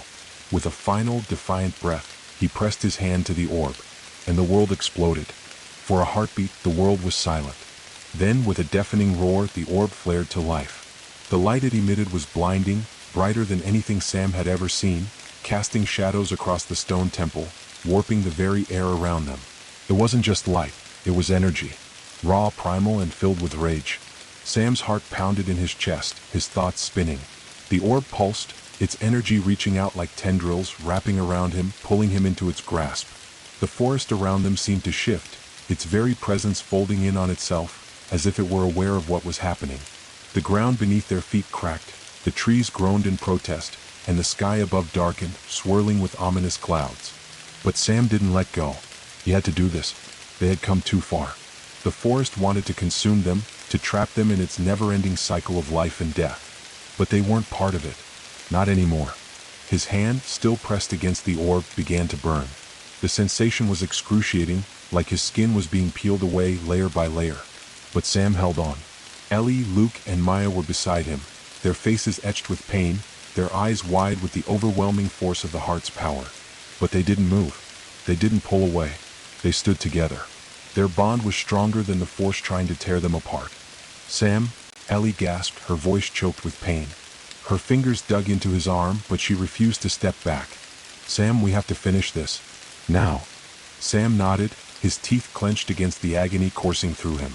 The orb's energy surged again, and Sam could feel the forest responding to it. He could feel it in his bones and his soul. It was trying to pull them into its heart, to devour them completely. He could hear the whispering voices again, the countless souls trapped in the mist, their tortured wails filling his ears. But there was something different this time. There was a hunger in their voices, a desperation, as though they were no longer just trapped. They were fighting too. Sam could feel it. The souls of the forest had always been slaves to the heart, but now they were aware. They were fighting for freedom. The energy in the air surged again, as if the forest was rebelling against its own nature, trying to break free from the grip of the heart. It was as if the heart had been controlling the forest, and now that control was slipping. The pulse, once steady and oppressive, began to stutter, fluctuating in intensity. It was weakening. Sam's heart skipped a beat. He could feel it now. The connection between him and the heart was weakening. It wasn't just his will pushing back. The forest itself was starting to fight. The very land, the trees, the earth beneath his feet, they were all rebelling. Suddenly the orb seemed to shudder as if it were alive. The light pulsed once more, this time not with rage, but with something darker. The very air around them sizzled, like the energy was about to break free. Sam's skin felt like it was on fire, his bones aching from the sheer force of it all. Then, with a sound like 1,000 trees cracking at once, the orb shattered. The explosion of light and energy was unlike anything Sam had ever experienced. It felt as if the very fabric of reality was being torn apart. The force of the blast sent Sam flying backward, his body slamming against the cold stone of the temple. Pain radiated through him, but he didn't lose consciousness. He couldn't. He had to stay awake. The world around him was a blur of light and sound. The temple itself seemed to tremble as though it, too, was on the verge of collapse. The stone cracked and splintered, and Sam could feel the ground beneath him shaking. The forest around them began to wail, as though it were mourning the loss of its heart, its lifeblood. Sam. Ellie's voice was distant, but he heard it clearly. He forced himself to push through the pain, to focus on the sound of her voice. She was still here. She was still fighting. He opened his eyes, blinking against the overwhelming light. The orb was gone, its shattered pieces scattered across the ground like remnants of a broken world. But something else was there now, a presence, dark and cold, lingering in the air. And it wasn't alone. From the shattered pieces of the orb, shadows began to form, figures, dark and twisting, rising from the ground like smoke. Sam tried to move, but his body was weak, battered by the force of the explosion. His limbs trembled and his vision blurred. Ellie and the others were struggling to stand as well, their bodies battered by the impact of the blast. But they were still alive. Sam, Maya's voice came in a hoarse whisper, barely audible over the growing rumble of the forest. We didn't destroy it. It's still here. Sam tried to rise, to fight, but the shadows continued to form, stretching upward, their faces indistinct, but their eyes were filled with malice. The forest wasn't gone. Not by a long shot. The mist swirled around them again, thicker than before, more oppressive. It filled the air with the scent of decay, of rot, of ancient death. The shadows moved toward them, their bodies flickering in and out of existence like ghostly specters, as though they were born from the very remnants of the heart's shattered power. But Sam knew something now. He understood the forest in a way he never had before. The heart, for all its power, had always been a part of the forest. The forest was the heart. And now that it was shattered, the forest was free.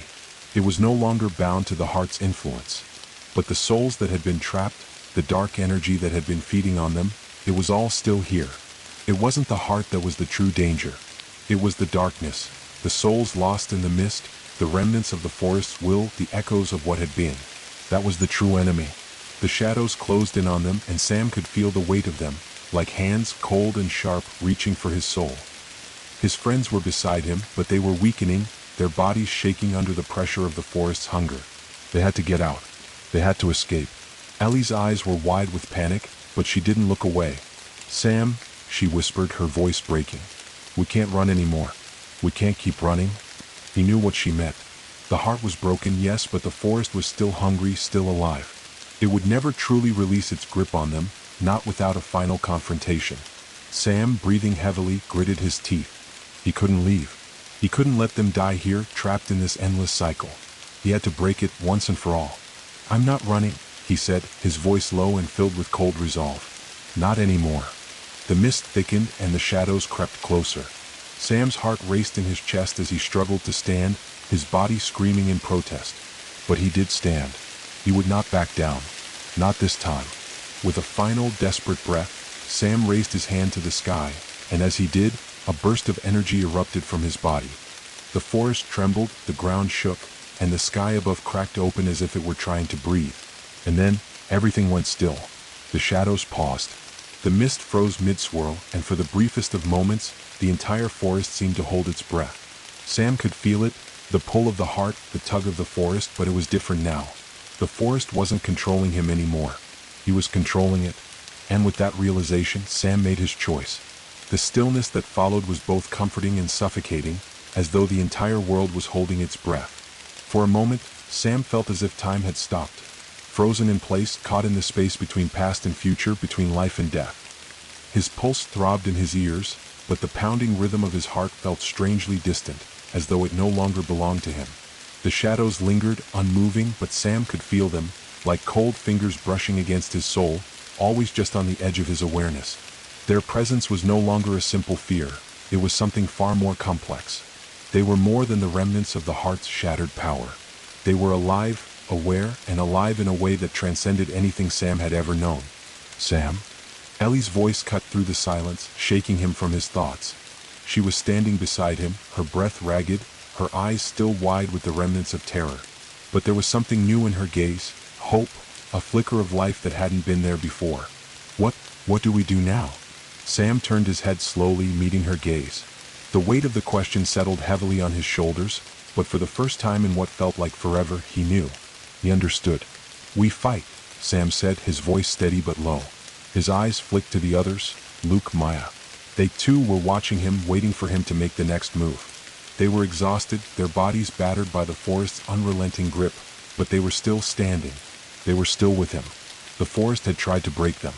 The heart had tried to swallow them whole, to twist them into its own image.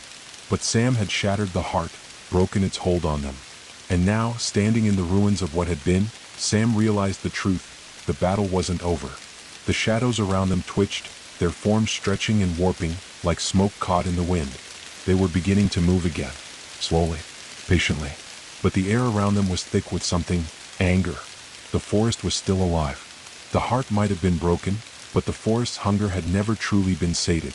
The energy that had once been contained within the orb was now spilling out, flooding the land, seeping into every tree, every leaf, every patch of earth. And with it, the darkness, those lost souls, those echoes of the heart's twisted will, were awakening. Sam clenched his fists, his body still trembling from the exertion of breaking the heart. But he felt something else now. Power. He had always thought of the forest as something oppressive, something dark, something that consumed, but now, for the first time, he felt the force of the forest. Its ancient will, its connection to the land, to the earth itself. The heart had been broken, yes, but the forest was still part of him. The power of the earth, the roots, the trees, it was all tangled within him. He could feel it. But it wasn't just power. It was knowledge. The shadows crept closer, flickering in and out of the mist, their faces just barely visible in the darkness.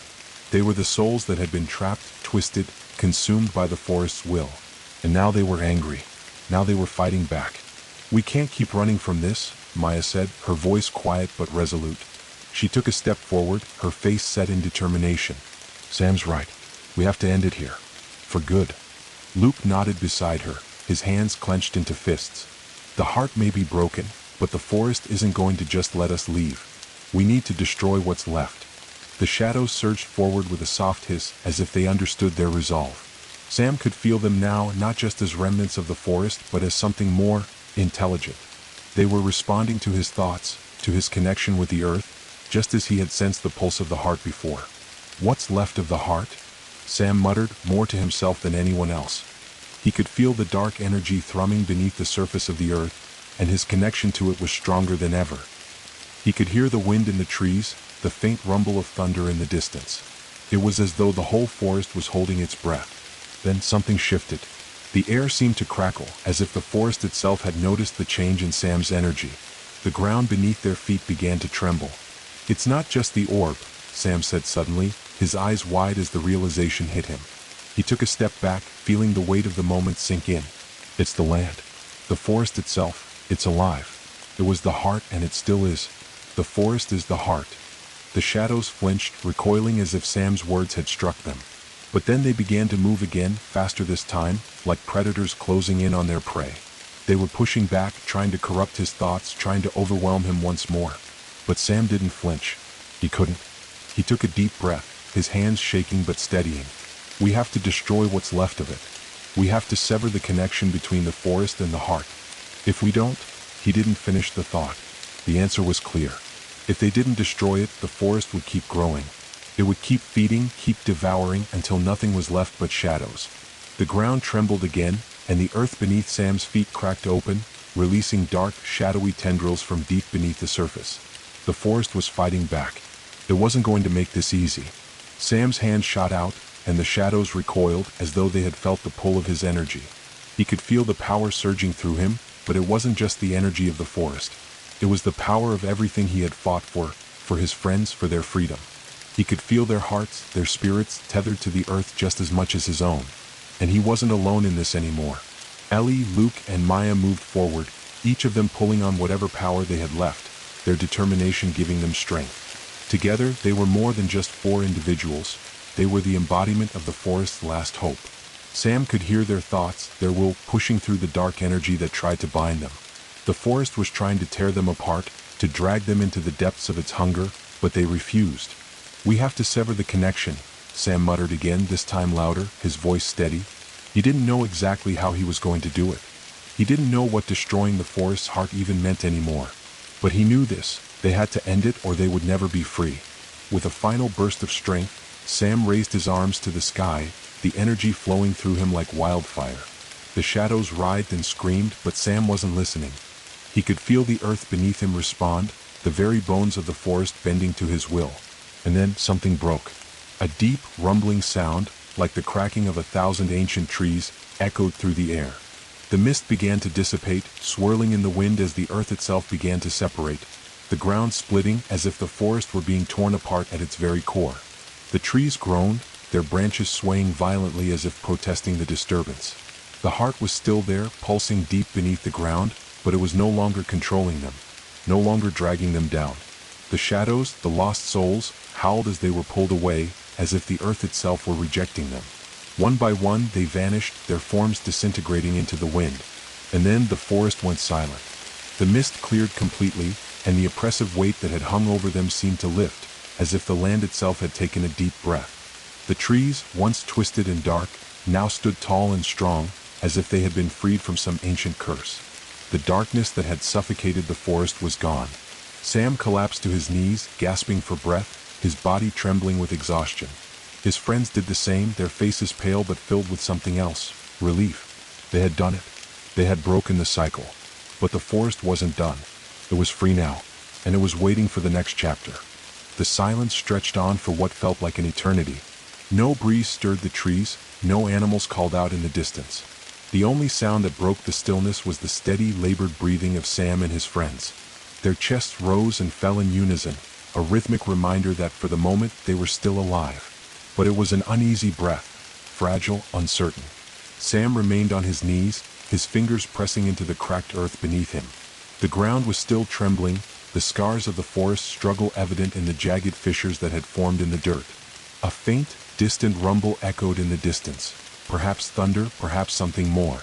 It was difficult to say now, with everything around them feeling so foreign. The forest had released them. At least that's what Sam wanted to believe. The heart, the orb that had controlled the land and its very essence, was no more. The twisted, shadowy figures that had once plagued their every step had vanished. The mist had cleared, leaving only the skeletal remains of the temple where it had all begun. but something felt off. Something lingered in the air. He felt it again just beneath his ribs, a faint tugging sensation in his chest. The pull of the forest's energy, still alive, still waiting. The forest wasn't gone. It had been changed, but it hadn't been destroyed. And Sam knew deep down that it was only a matter of time before it reclaimed what it had lost. Ellie's voice broke through his thoughts, soft and trembling but steady. "Sam, I don't know if this is over." He lifted his head slowly, his eyes scanning the clearing around them. The trees stood tall, but their branches no longer twisted in unnatural shapes. The dark, oppressive atmosphere had lifted, but there was still a haunting stillness in the air, like the forest was holding its breath. "Do you feel it?" Maya asked, her voice barely a whisper as she stepped closer to him, her gaze lost in the distance. "It's not gone. It's still here somewhere." Luke nodded solemnly. "I feel it too." He clenched his fists, his face a mixture of fear and resolve. The heart may have been broken, but the forest is still a part of us. It's still here in our blood. It's not done with us. Sam stood, his body shaking but determined. He looked around at his friends, Ellie, Luke, Maya, all of them scarred by what they had endured, yet still standing, still fighting. For them, for each other, and for the world they had once known. The forest around them was not the same, but it was still alive. "Then we find out what it wants," Sam said, his voice low and filled with resolve. "We've already broken its chains. Now we take the final step. We finish this."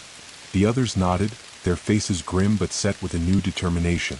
They had faced horrors beyond imagination, battled the very force of nature itself. But they had not come this far to let it end in silence, in uncertainty. The forest might have been freed from the heart, but it was still their forest, and they had no intention of letting it devour them again. As they moved forward, the forest seemed to part for them, the trees making way, their branches gently swaying aside as though they recognized the change. The ground beneath their feet was soft but firm, no longer trembling with the violent pulse of the heart. Yet still something lingered, something in the air. Sam could feel the pulse within him, echoing from the deep places of the earth. It was subtle, almost imperceptible, but it was there. The forest was listening, waiting. Suddenly, the wind picked up again, rushing through the branches above, carrying with it the distant sound of something, voices. At first, Sam thought it was just the wind, but then the whispers grew louder. They were not the cries of the lost souls they had heard before. These were different. He stopped in his tracks, his body frozen, as the whispers filled the air around him. "The forest calls. It calls to you. It calls to all of you." Ellie stepped closer, her eyes wide with uncertainty. "What is that?" Her voice was thick with unease. The air grew heavier. The whispers grew louder, filling the air with a strange, haunting melody, a low, almost guttural sound that seemed to come from the very earth beneath them. It wasn't just the wind. It wasn't just the forest. Sam felt it again, that pull, that connection between him and the forest, stronger now. He reached out instinctively, but the energy that filled him was not his own. It was as though the forest had opened its mind to him, its ancient, forgotten power surging into him. But it wasn't peaceful. It was hungry. "Sam." Luke's voice broke through the growing chorus of whispers. "What's happening?" The earth beneath Sam's feet shifted. The soil rippled as though something was moving beneath the surface.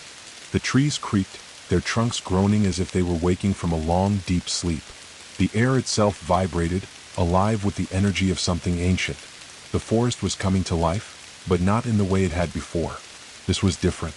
The heart was just one part of it, Sam muttered, more to himself than anyone else. The forest, it's a living being. It's not just a place. It's alive.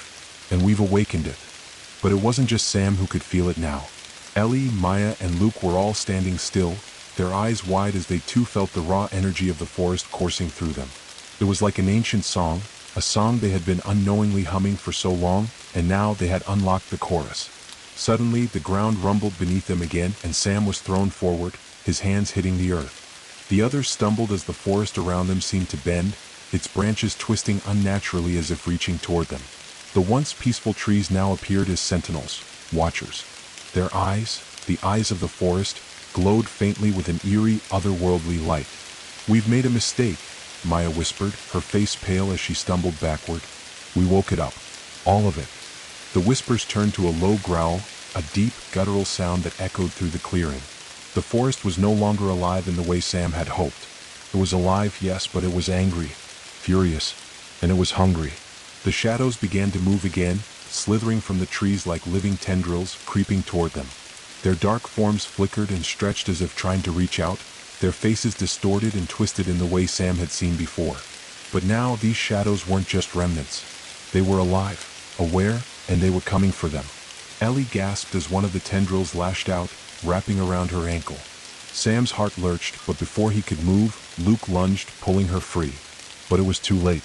The forest was no longer just a place of trees and stone. It was a living, breathing entity, a creature with a mind and will of its own. And it wasn't going to let them go.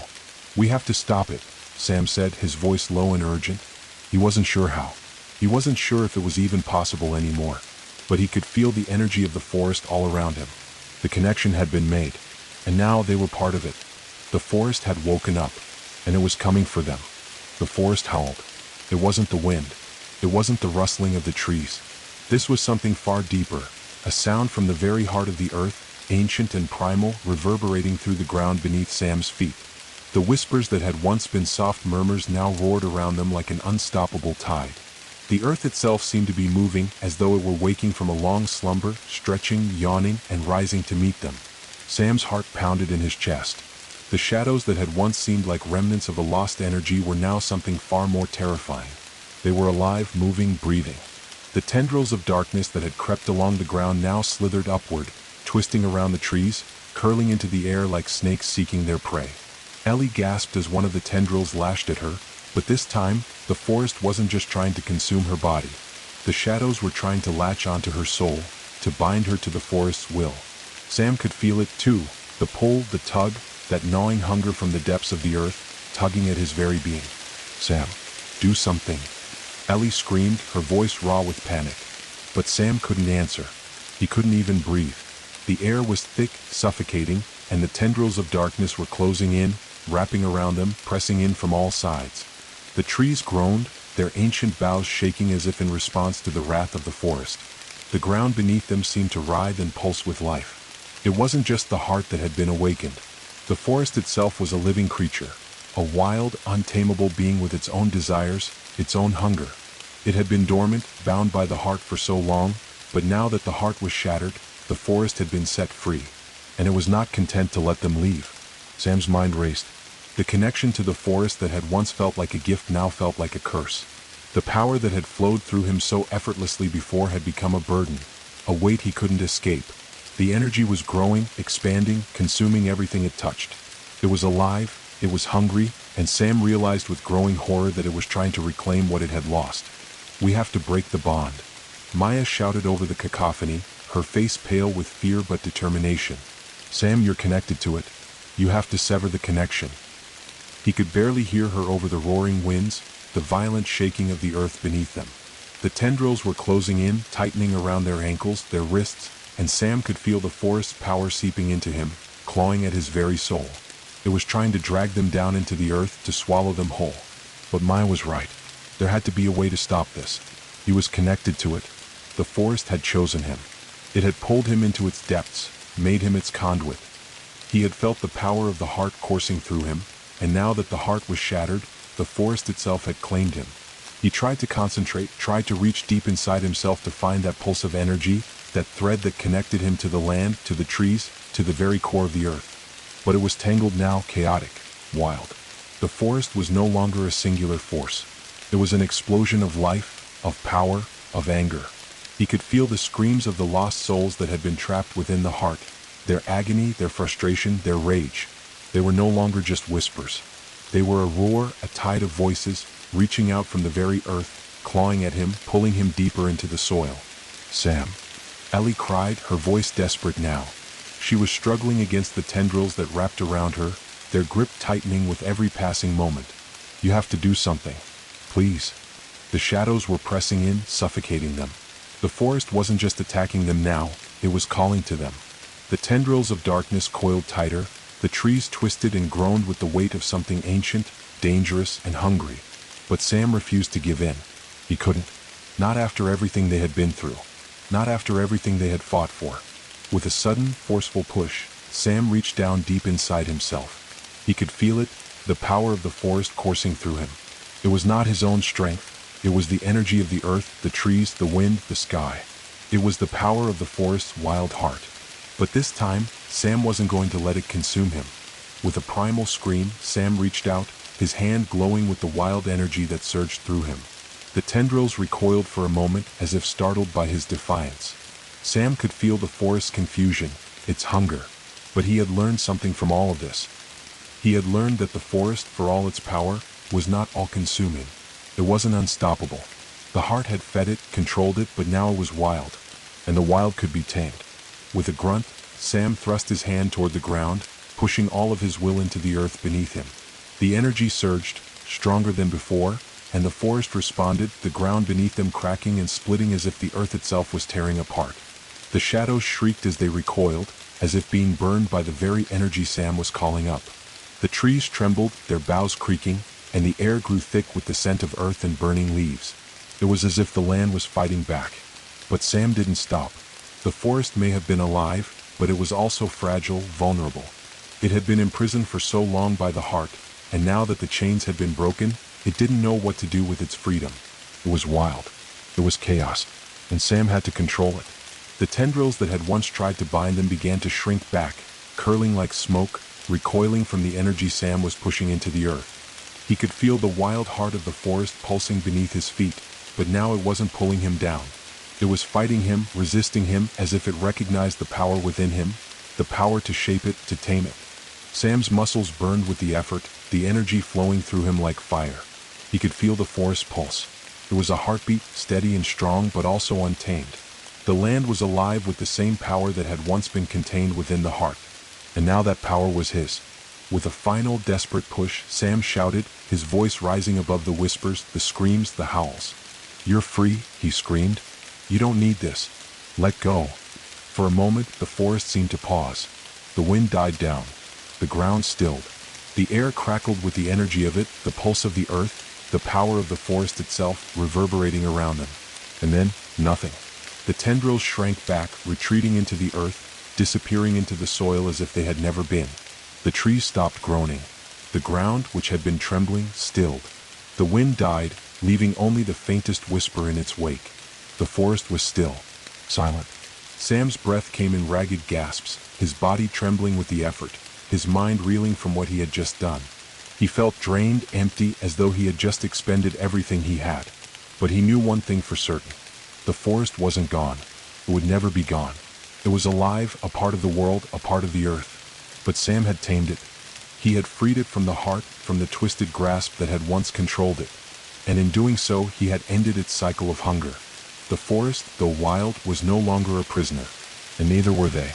Ellie, Luke, and Maya stood around him, their faces a mixture of awe and exhaustion. They were bruised, broken, but alive. "We did it," Luke said softly, his voice hoarse. Sam nodded slowly. "We did." But even as he spoke, he knew this wasn't truly the end. The forest had been freed, yes, but it was still a part of the world, and it would always carry its wild heart. The question now was, what would they do with it? Would they control it, or would it, eventually, return to the darkness?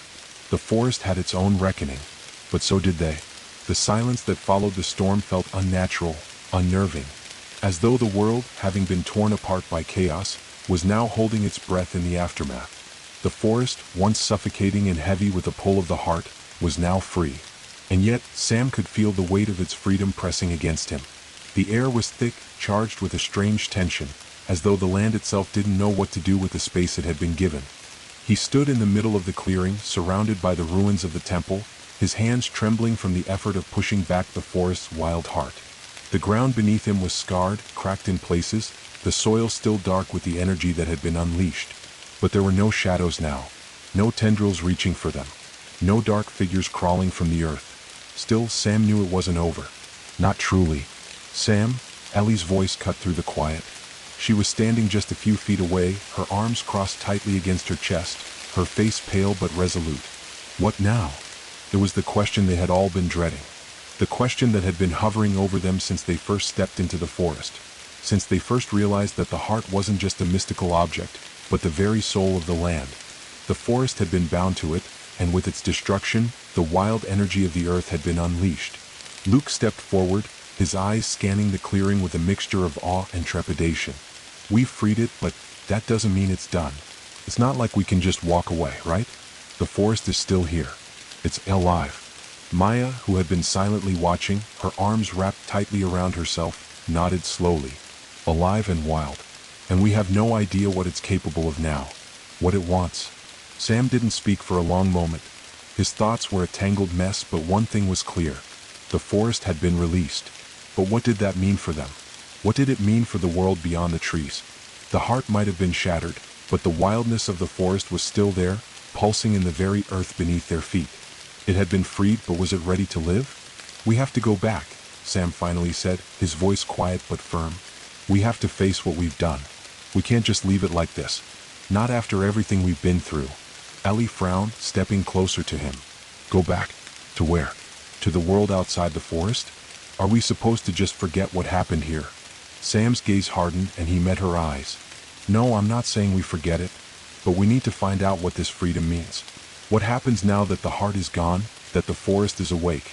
We can't just walk away and hope it doesn't follow us. We need to understand it. We need to know what we're dealing with. The others looked at each other, uncertainty flickering in their eyes. They had been through so much already, had faced horrors that most people would never even imagine. But Sam was right. The forest was free, but it was untamed. And in its freedom there was a dangerous unknown. Luke exhaled, rubbing his temples. So what? We go back to where it all started? To the village? We have to tell them everything? Maya's eyes flashed with a mixture of fear and determination. We don't know what kind of power the forest has now. What if it's too much for us to handle? What if it's already starting to spread? Sam paused, his mind racing. He could still feel the lingering pull of the forest's energy, the wild pulse beneath the surface of the earth. It wasn't gone. It was just different now. More chaotic, more alive. The forest had always had its own rhythm, its own heartbeat, but now it was more like a wild animal unleashed from its cage. And Sam knew that, like any wild thing, it would not stop until it had consumed everything in its path. We can't just leave it, Sam said again, his voice firm, though a weight settled heavy on his shoulders. We need to make sure the forest doesn't start to reclaim the world outside. We need to find a way to make sure the land remains free but controlled. For everyone's sake. Ellie looked at him, her expression still uncertain but slowly softening. But how do we do that? How do we make sure the forest doesn't turn on us? Sam didn't have an answer. At least, not a clear one. But he knew that if they didn't try, if they didn't at least attempt to understand what had happened to the forest, it could spiral out of control. They had already seen what the heart could do, and the forest's true power was now untethered, free to roam as it pleased. A distant rumble echoed through the clearing, a warning, or perhaps a sign. The earth shifted again, but this time it wasn't violent. It was as though the land was simply stretching, adjusting to the new reality. And Sam could feel it, the land was breathing. The forest had been released, but the energy it had once drawn from the heart was now flowing through the trees, through the soil, and into the sky. The wild heart of the forest had been awakened, but now they needed to find its rhythm. They had to make it sing in harmony with the world outside. Without a word, Sam turned toward the darkened path that led back into the depths of the forest. The journey they had taken to reach the temple, to shatter the heart, had been brutal. The memories of those days, of the endless mist, of the terrifying shadows that had stalked them, were still fresh in his mind. But the forest wasn't the same anymore. It wasn't just a place of suffering now. It was something else. It had been freed, but the question remained, what would that freedom look like? Let's go, Sam said, his voice quiet but filled with determination. We've come this far. Now we finish it. The others followed him without a word, their footsteps echoing softly on the ground as they made their way down the path. The trees loomed over them like silent sentinels, their branches swaying slightly in the wind. The forest felt different now. There was no sense of malice in the air, no creeping shadow waiting to consume them. But there was something else, something unpredictable. As they ventured deeper into the forest, the air grew cooler, the scent of wet earth and damp leaves growing stronger. The once familiar path felt different beneath their feet, like the forest had reshaped itself in the wake of the heart's destruction. And then they reached the clearing where it had all started. The temple, now reduced to rubble, still stood as a monument to what they had done. The stone pillars were cracked, the ancient carvings worn and faded, but there was a strange peace in the air. The forest had reclaimed this space, but it wasn't with the suffocating hunger they had once felt. It was as if the land had exhaled, finally free of the weight that had been forced upon it. Sam paused in the center of the clearing, his gaze lingering on the shattered remains of the heart's temple. The air around him hummed, faintly, like a pulse deep within the earth. He could still feel it, the forest's heartbeat, steady but wild. It was no longer bound by the heart, but it was still alive. This was a turning point for them, for the forest, for the world beyond the trees. The question was, would they be able to live with the forest? Or would the forest consume them as it had done so many others? The clearing where the temple had once stood, where the heart had pulsed with dark energy, now felt different. The air, though heavy with the scent of rain and wet earth, was lighter, almost ethereal. There was no longer a sense of imprisonment, no crushing weight of something watching, controlling. But in its place, a new feeling lingered, one of immense potential and one of profound danger. Sam stood in the center of the clearing, feeling the pulse of the earth beneath his feet, the heart of the forest still beating, but no longer in a rhythm controlled by something malevolent. The trees that had once seemed like towering giants were now more like sentinels, tall, wise, and deeply connected to the land, but they were not as threatening. They were simply a part of the world, no longer corrupted by the heart's shadow. "We did it," Ellie whispered, her voice a little shaky as she stepped forward beside Sam. "The heart's gone. The forest's free." Sam glanced at her, but he didn't respond immediately. His thoughts were still tangled in the aftermath of the destruction.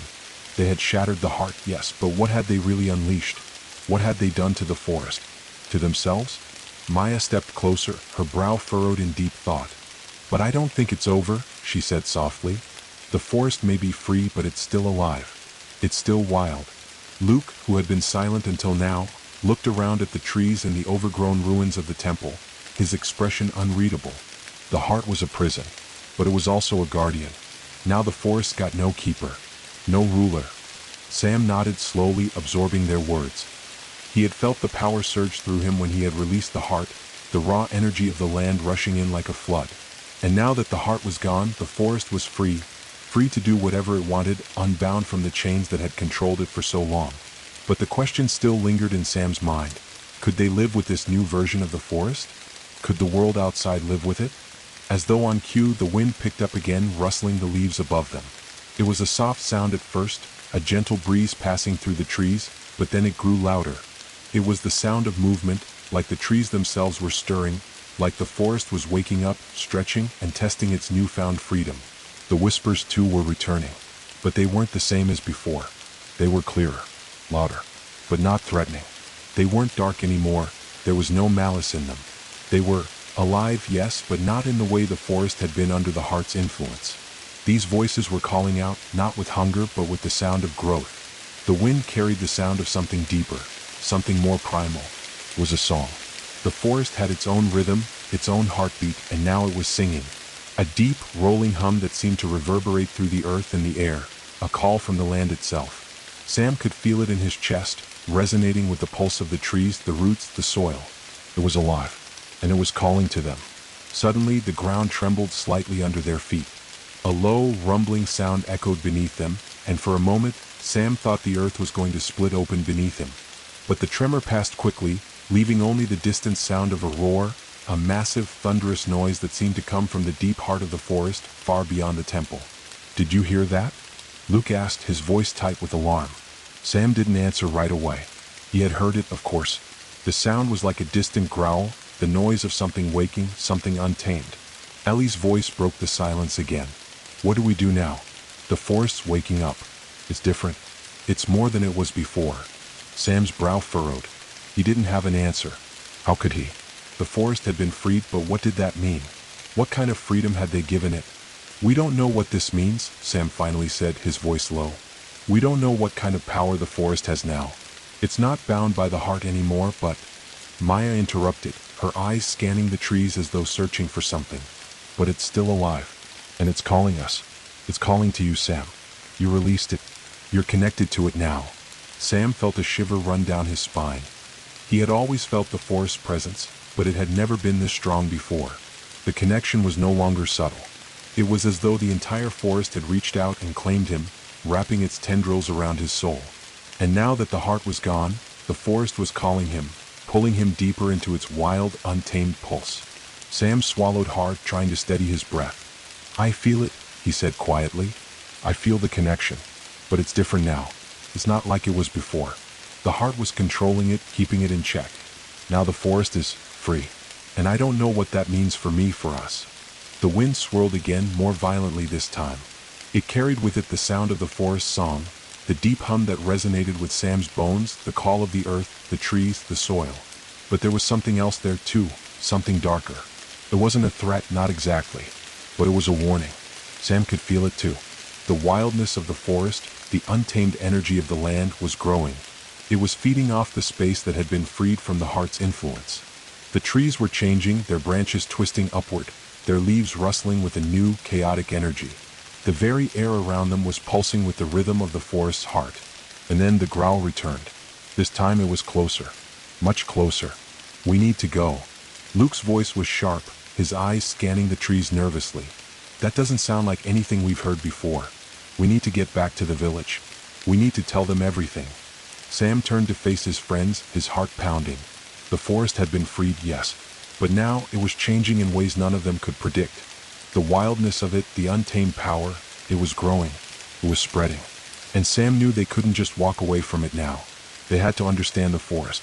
They had to find a way to control it before it controlled them. We're not going back to the village, Sam said, his voice firm despite the unease gnawing at him. We need to go deeper. We need to find the source of the call. The heart of the forest is still alive and it's still out there. We need to understand it before it's too late. Maya looked at him, her face filled with doubt, but also a flicker of understanding. You're right, she said softly. If we leave it, it'll just keep growing. The wildness will keep spreading and we'll never stop it. We need to finish this.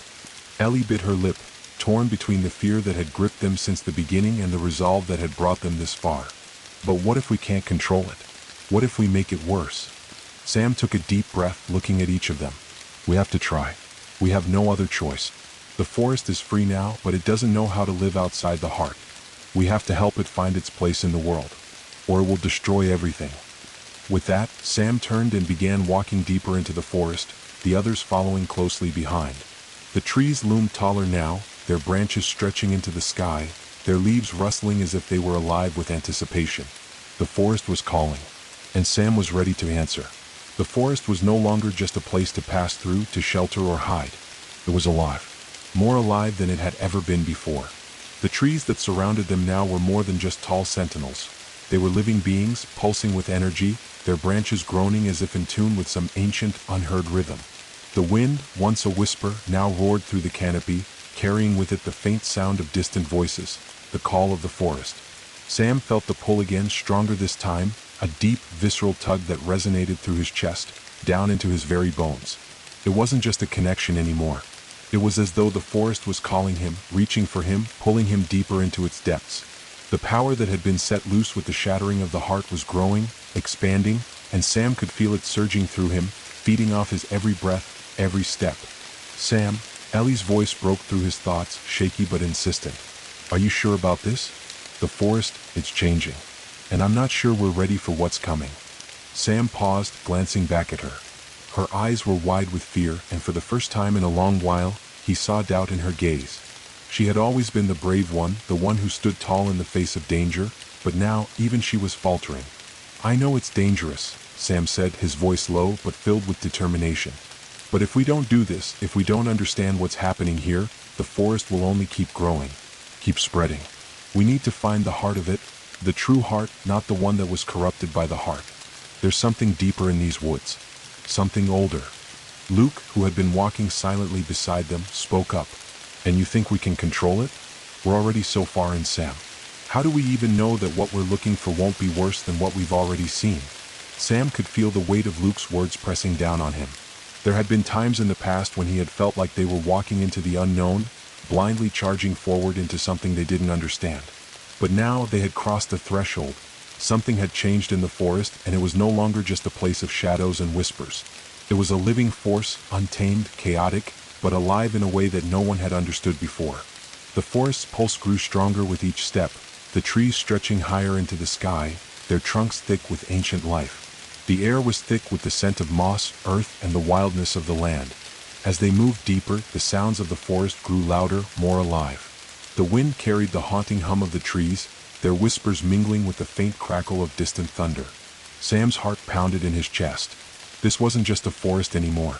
It was a force. A living, breathing creature with a mind and will of its own. And the deeper they went, the more Sam realized that they weren't just walking through the forest. They were walking through its soul. The path had long since disappeared, swallowed by the thick undergrowth that seemed to grow more oppressive the further they went. The trees were closer now, their trunks knotted and twisted, their branches a tangled mess of leaves and vines. The deeper they ventured, the more oppressive the atmosphere became. The air was thick, almost suffocating, and the whispering wind now carried with it the unmistakable feeling of something watching them. Maya, walking beside Sam, finally spoke. "Do you feel that? The air, it's heavier here. It's like the forest is breathing with us." Sam nodded, his senses heightened. He could feel it too. The energy of the forest was all around them, inside them even. It was like the trees themselves were aware, like they were living, breathing beings that knew their every movement, their every thought. And then there it was, a shift in the air. A feeling that washed over them, sudden and jarring like a change in the wind or a shift in the earth.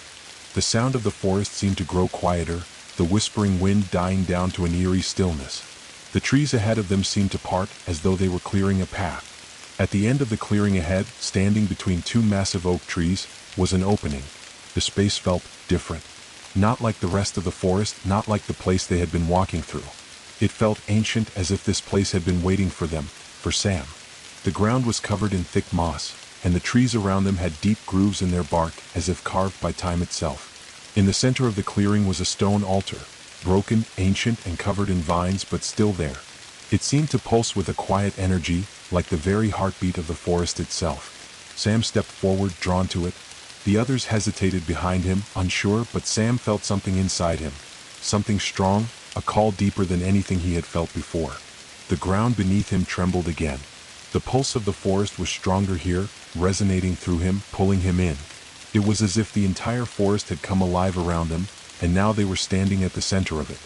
As Sam stepped closer to the altar, he could feel the weight of the forest on his shoulders. The whispers had become clearer now, rising from the earth, from the trees, from the very air around him. They were no longer fragmented voices. They were a song of the forest, ancient, powerful, and full of life. Suddenly the ground shook again, this time with more force. The air turned cold and the wind picked up, swirling around them. The trees bent, their trunks groaning with the strain of something unseen. A low, rumbling sound rose from the earth, and Sam felt a presence, an immense, ancient presence, looming over them. It wasn't the heart. It wasn't the dark power that had once controlled the forest. This was something else, something older, more primal. "Sam," Ellie's voice was barely a whisper, fear creeping into her words. "What is that?" Sam's eyes were fixed on the altar. He felt a strange compulsion to reach out, to touch it. The forest was calling him. The earth was calling him. Everything was leading him to this moment, to this place. He reached out a trembling hand and placed it gently on the stone. The moment his skin made contact with the surface, the world around them seemed to explode. The ground buckled beneath their feet. The trees shuddered, their trunks creaking and groaning as though they were being torn apart. The air was filled with the sound of the forest, of the wind, of the leaves, of something older than time itself, roaring in their ears. The earth trembled beneath them as the forest song rose to a deafening crescendo. And then there was silence. A deep, all-encompassing silence. Sam stood there, his hands still on the stone, heart racing, breath shallow. The others were behind him, still, silent, as though they too were holding their breath. And then the song began again, but this time it was different. It was no longer a whisper. It was a voice. "You have awakened me." The words were not spoken aloud, but felt in the very core of Sam's being. They were ancient words, words that seemed to resonate through the very air, through the soil, through the blood in his veins. It was the voice of the forest, alive, aware, ancient. It was aware of them, of their presence here. "You have shattered the heart. You have freed me from my prison. And now I call upon you, Sam, chosen of the forest. Will you accept what you have awakened? Will you become the keeper of the wild heart?" Sam felt his breath catch in his throat. The voice, it was not like the whispers before. This was the heart of the forest speaking directly to him. And as it spoke, Sam realized something deep within him, a truth that had been hidden in the depths of his soul. He was not just connected to the forest. He was the forest. And now he had a choice to make. Would he accept the wild heart's call? Would he become the keeper of the forest's soul, the one who would guide it into the world outside? Or would he turn away and risk the forest rage untamed and unchecked? The choice was his. The silence that followed the voice was heavy, pregnant with meaning. Sam could feel the weight of it pressing down on him, suffocating him with its ancient power. His hand still rested on the stone, his fingers tingling with the raw energy that hummed beneath the surface, the pulse of the wild heart calling to him, beckoning him to step into a destiny that felt both terrifying and inevitable. "Will you accept what you have awakened?" the voice asked again, and it felt as though the very trees held their breath, waiting for his answer. Sam's heart pounded in his chest. The choice was his, and yet it didn't feel like a choice at all. The wild heart was alive, and it had called him here for a reason. The forest had chosen him, and he had shattered the heart to free it from its prison. But now, with its release, the forest was more powerful than ever before, and it was alive, wild, untamed, and free. And Sam had become its conduit. A cold gust of wind swirled around them, rattling the leaves in the trees. The ground trembled beneath his feet again, this time with a low, rumbling hum, like the forest itself was preparing for something monumental. The voice that spoke through the wind was deep, almost as if it came from the very earth, ancient and wise, but also burdened with the weight of centuries. "I am the wild heart of the forest. You have freed me from the prison that bound me, but you do not yet understand what you have done. I was once the guardian of the land, but no longer. The world beyond these trees is not ready for me. The forest has no place in the world of men. The balance between the wild and the civilized must be maintained, but that balance is broken now." Sam swallowed hard, his throat dry. His mind raced, trying to process the words, the meaning of what was being said. The wild heart, the very essence of the forest, had been locked away for so long, bound by the ancient guardians who had once protected the land. And now, the heart had been freed, and with it came an untold power that no one could control. The forest was alive again, but what would it do with its freedom? The trees seemed to lean closer, their branches swaying in the wind, their gnarled roots twisting in the soil beneath him. The forest was alive, aware, and it was watching. Ellie, standing behind Sam, was the first to speak, her voice trembling with a mixture of fear and wonder. "Sam, this is bigger than we thought. The forest, it wants something from you." Maya nodded, her eyes wide with apprehension. "This is beyond us. We don't understand what we've done. The heart, freeing it, shattered something. And now the forest is." "The forest is what I make it," the voice interrupted, calm but unyielding. "The forest will no longer be shackled. It will no longer bend to the will of man or magic. It will grow, spread, and change. But it will also seek balance, as all things must. But that balance has been broken. And you, Sam, must choose whether to become the keeper of that balance. You are the one who freed me. Now you must decide. Will you become the keeper of the wild heart, or will you walk away and leave the forest to its own fate?" Sam felt a chill run down his spine as the weight of the decision settled over him. He had thought the hardest part was over, shattering the heart, freeing the forest, overcoming the dark force that had held the land in its grip. But now, he realized with sudden clarity, the real test was just beginning. To accept the wild heart's call meant to take on a burden that no one had ever carried before. It meant becoming the living link between the wild and the civilized world, between the forces of nature and humanity. The forest would be his responsibility, its power coursing through him, shaping him into something new, something different. But the alternative was just as daunting. To refuse the wild heart's call was to leave the forest unchecked, untamed, wild, and chaotic. The power of the forest would continue to grow unchecked, and it might consume everything around it, swallowing up the world beyond the trees. The balance would be lost, and the land would be plunged into an age of untold chaos. Sam's fingers tightened around the stone, his mind torn between the two paths. The burden of the wild heart was immense, but so was the potential for good. He had always felt the pull of the forest, the connection to something deeper, something older. But was he ready to take on this responsibility? Was he strong enough to control the power of the wild heart, to keep it in balance? He turned to look at his friends who stood behind him, their faces filled with concern and uncertainty. They had come so far together, through darkness, through fear, and through the unknown. But now it was his turn to decide. Ellie met his gaze, her eyes wide with fear, but also trust. "Sam, I don't know what this means, but whatever you choose will be here. We're with you." Luke, ever the skeptic, nodded grimly, though his eyes betrayed a flicker of worry. "You've always been the one to make the hard calls. I don't know if I can see where this is going, but I trust you." Maya stepped forward, her expression resolute. "We all do." Sam closed his eyes, breathing deeply, feeling the weight of their trust. And then, slowly, he turned back to the altar. The wild heart's presence filled the clearing, a tangible force in the air, urging him forward, urging him to take the next step. "I'll do it," Sam said quietly, his voice steady despite the uncertainty in his heart. "I'll accept the wild heart's call. I'll become the keeper of the balance." For a moment, nothing happened. The air was still, the trees silent. Then a sudden gust of wind whipped through the clearing, the trees groaning as though in response to Sam's decision. The ground trembled beneath his feet, and the stone beneath his hands seemed to pulse, as if the very earth was acknowledging his choice. "You have chosen, Sam," the voice of the wild heart echoed in his mind, filling him with an overwhelming sense of both power and responsibility. "The balance will be yours to uphold. You will become the bridge between the wild and the world beyond. The forest's power will flow through you, and you will be its keeper. But remember, with great power comes great responsibility. You will walk the path of the wild heart. And in the end, you must decide, will the forest thrive or will it consume you?" Sam's heart raced, but the voice was no longer a distant rumble. It was part of him now. The wild heart's energy was flowing through him, pulsing with the rhythm of the land. The power of the forest was inside him, and Sam could feel it, alive, wild, and untamed. The wind died down, and the trees stood silent once more. The forest had accepted him. Sam was no longer just a boy who had wandered into the woods. He was now the keeper of its heart, the guardian of the balance between the wild and the civilized world. But the burden was heavy. The power was immense. And Sam knew that this was just the beginning. The wind had settled now, and the world felt quieter somehow, as though the forest itself was taking a collective breath, waiting for Sam to step fully into the role that had been thrust upon him. The wild heart pulsed beneath his skin, a rhythm that was both comforting and unnerving. It was as if the very land had claimed him, and in return he had to accept everything that came with it.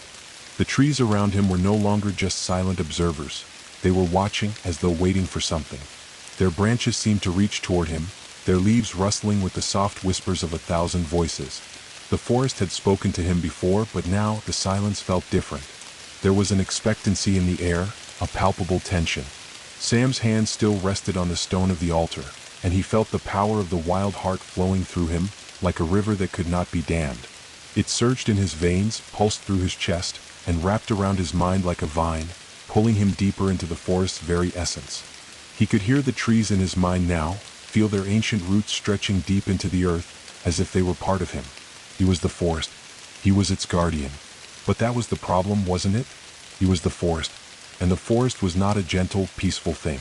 It was alive, chaotic, unpredictable, and wild. And Sam was supposed to control it, to guide it, to keep it from consuming everything around him. He clenched his fist, pulling his hand away from the stone. His heart was pounding in his chest. He was still the same person he had been when he first stepped into these woods, but now, everything had changed. The weight of the responsibility was settling on his shoulders like an invisible cloak, heavy and unyielding. "Sam," Ellie's voice broke through his thoughts, her words soft but filled with concern. "Are you okay? You're different. I can feel it. You're not the same." Sam turned to face her, his mind struggling to adjust to the overwhelming flood of sensations. He had always been connected to the forest, but now, it was as though the very land had become a part of him, woven into his being. The connection was deeper, more intense, and the wild power that surged within him was both exhilarating and terrifying. "I don't know," Sam said, his voice hoarse. "I feel everything. I feel the forest. I feel the trees, the roots, the earth beneath us. It's all alive, Ellie, and it's all inside me now. I don't know how to control it." Ellie's face softened, her worry evident in the way she looked at him. "You don't have to do this alone. We're here with you, Sam. We'll help you figure this out. We always have." Her words were comforting, but Sam could feel the distance between them growing. He wasn't the same person anymore. He couldn't be. He had taken on a burden that no one could understand, not even his closest friends. The forest had chosen him, and in doing so, had changed him. He had to be its guardian, its keeper, and that meant understanding its power. But he wasn't sure if he was ready to wield it. The wind picked up again, sweeping through the clearing like a wild spirit. Sam's heart skipped a beat as he felt a surge of energy pulse through him, like a tide crashing against the shore. The trees groaned in the distance, their branches bending with the force of the wind, and Sam could feel them calling to him, urging him to do something. He closed his eyes, trying to calm the rush of emotions that were flooding him. But there was no calm in the forest, not anymore. The wild heart had been released, and it was alive, in him, around him, and it was pushing at the edges of his mind, demanding that he listen. "What is it?" Luke asked, his voice low, full of unease. He too felt the change in the air. "What's happening, Sam?" Sam opened his eyes and turned to face the others, his thoughts a tangled mess of confusion and fear. "It's the forest," he said, his voice trembling slightly. "It's awake, and it's trying to reach me. I can feel it everywhere." The forest was not just alive, it was watching him, feeling him, pushing against him. It was like a living thing that couldn't be tamed, couldn't be controlled. The balance between man and nature was gone, shattered, and now the forest was pulling at him, testing him. The trees, the earth, the very air, they were all alive, their presence overwhelming in a way that Sam couldn't explain. He felt a deep connection to it, yes, but also a fear. The power that surged through him was vast, uncontainable, and it wanted to be released. Suddenly, a loud cracking sound echoed through the clearing. Sam's head snapped up, his heart racing. In the distance, he could see the trees shifting, bending and twisting as if they were alive in a way he had never imagined. The forest was changing, reshaping itself, responding to his presence. "It's starting," Maya said, her voice tinged with alarm. "The forest is growing, Sam. It's spreading." Sam's eyes widened as he watched the trees in the distance, huge ancient oaks and pines, bend and stretch, their roots creeping outward as if they were pulling the very earth with them. The ground trembled beneath his feet, and the air grew thick with the scent of wet leaves and soil. The wild heart was alive. And now Sam realized it wasn't just about the forest anymore. It was about the world. The balance that had been broken wasn't just between the forest and the people who lived in its shadow. It was between the natural world and the civilized world. And Sam was the keeper of that balance. He could feel the power surging through him, filling every corner of his mind. It was intoxicating, overwhelming, and it was calling him to do something, to make a choice. The trees seemed to call out to him, urging him to embrace the wild power that surged within him.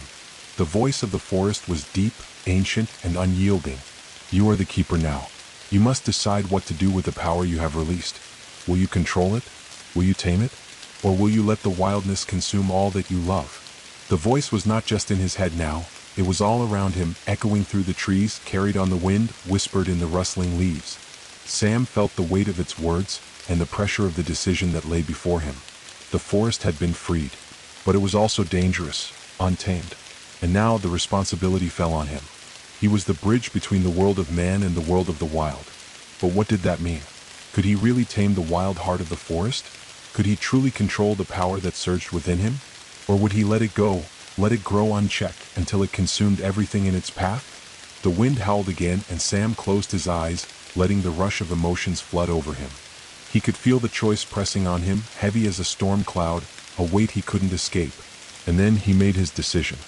"I will control it," Sam said, his voice quiet but filled with determination. "I won't let the forest destroy what it has to protect. I will keep the balance. I will be the keeper, and I will protect this world from the wildness that threatens to overwhelm it." The voice of the wild heart responded, not with words but with a feeling, a surge of power that shot through him, filling every inch of his body, every corner of his mind. The forest pulsed around him as though it were acknowledging his choice. And as Sam stood there, the power of the wild heart coursing through him, he realized that this was only the beginning. The forest was alive, wild, untamed, and free, and it was his responsibility to keep it that way. The burden was great, but Sam was ready. The forest had changed, and so had Sam. The surge of power that had flooded him when he accepted the wild heart's call still buzzed under his skin, an electric current pulsing in time with his heartbeat. It was as though the very fabric of nature had been woven into him, a tapestry of roots, leaves, and soil. Every breath he took seemed to carry the scent of the earth itself, and his every step felt heavy with the weight of 1,000 years of growth and decay. As he stood there, the wind slowly died down, the rustling of the leaves and the groaning of the trees fading into the distance. The forest was still waiting. But beneath the stillness, Sam could feel the quiet hum of the wild heart, beating in time with his own. It was alive in a way that he could barely understand. "So this is it," Maya's voice broke through the silence, her tone quiet but laced with the same awe and fear that Sam felt. "You're the keeper now." Sam turned to face his friends. Ellie stood beside Maya, her expression full of concern, while Luke hung back, his arms crossed tightly across his chest, as if trying to shield himself from something he couldn't quite comprehend. Their faces were filled with uncertainty, but there was no fear. Not of him. but of what he had become. "It's not that simple," Sam said, his voice carrying the weight of everything that had just happened. He felt like an entirely different person, but the truth was, he wasn't sure what kind of person he was anymore. The power of the wild heart had changed him, and with it came a responsibility that was as ancient as the trees themselves. Ellie took a cautious step forward. "What do you mean? You're the keeper, Sam. You've chosen to protect the forest. But how? What now? What happens to us?" Sam ran a hand through his hair, trying to clear the fog in his mind. "I don't know," he admitted. "I don't know what happens now. The forest is alive and it's changing. It's pulling at me. I can feel it. The trees, the earth, the wind, they're all alive inside me now. I can't just walk away from this, Ellie. It's not something I can ignore." The weight of the decision pressed down on him. The forest had chosen him, but it wasn't just about wielding power. It was about keeping the delicate balance between the wild and the world outside. Sam had shattered the heart, but in doing so, he had freed something that couldn't be tamed. The forest was no longer something to be kept in check. It was alive and it was calling to him, testing him. And what if you can't control it? Luke's voice cut through Sam's thoughts, sharp with doubt. What if it's too much? You said it yourself. The forest is changing, growing. What if it grows out of control? Sam turned to face him, the concern in Luke's eyes mirroring his own. The forest was a force of nature, and no one could predict what would happen when such power was released. Could he really control it? Could anyone? Before Sam could answer, the ground beneath them shifted. The trees, which had seemed to stand still only moments before, now seemed to shift subtly, as if responding to a silent command. The roots creaked, and the earth itself seemed to breathe with a life of its own. Suddenly, a sharp crack echoed through the air. The sound came from the direction of the village. Sam's heart skipped a beat. The crack was followed by a low rumble, like the distant growl of a storm, but deeper, more primal. "What was that?" Maya asked, her voice tight with unease. "The forest is testing us," Sam said, his voice steady despite the growing sense of urgency in his chest. "It's calling out, and it's asking something of me." Ellie's gaze flickered toward the horizon, where the dark outline of the village could just be seen through the trees. "We need to go back, Sam. We need to make sure they're safe." Sam nodded, his mind racing. The wild heart wasn't just testing him, it was testing everything around him. The village, the people, the balance that had been maintained for centuries, it was all being threatened. The power of the forest was growing. He turned to his friends. "We have to go, but I don't know if we can protect them. Not unless I can learn how to control it." Maya stepped forward, her voice firm. "Then let's figure it out. We're with you, Sam.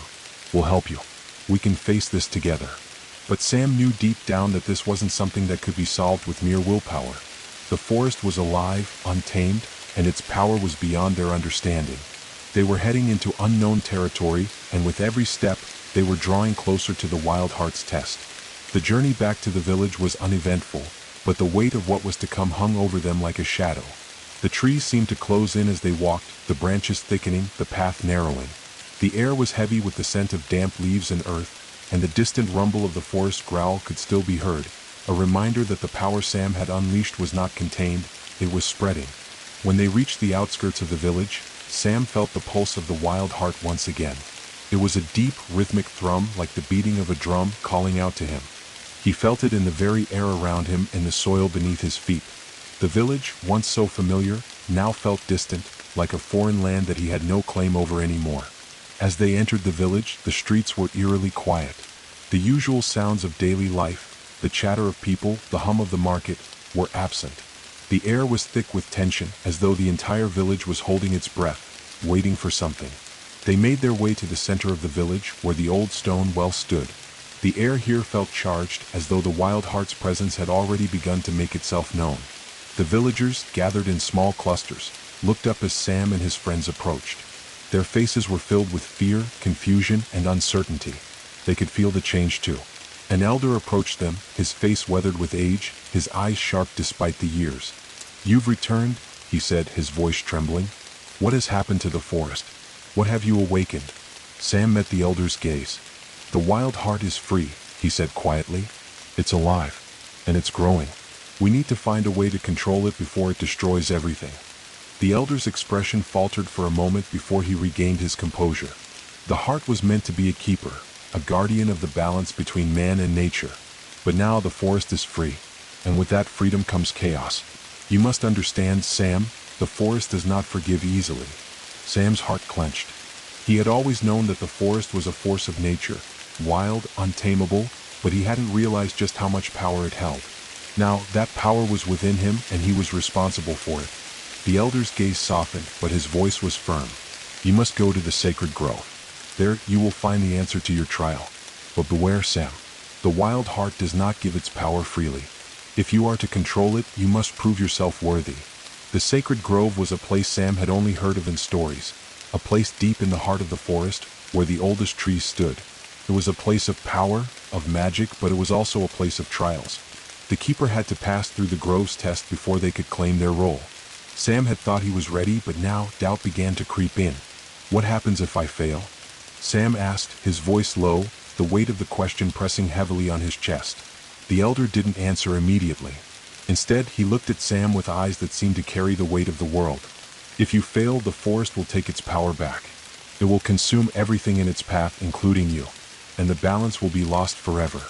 A cold chill ran down Sam's spine as the gravity of the elder's words settled over him. The stakes were higher than he had ever imagined. The fate of the forest, the village, and everything in between rested in his hands.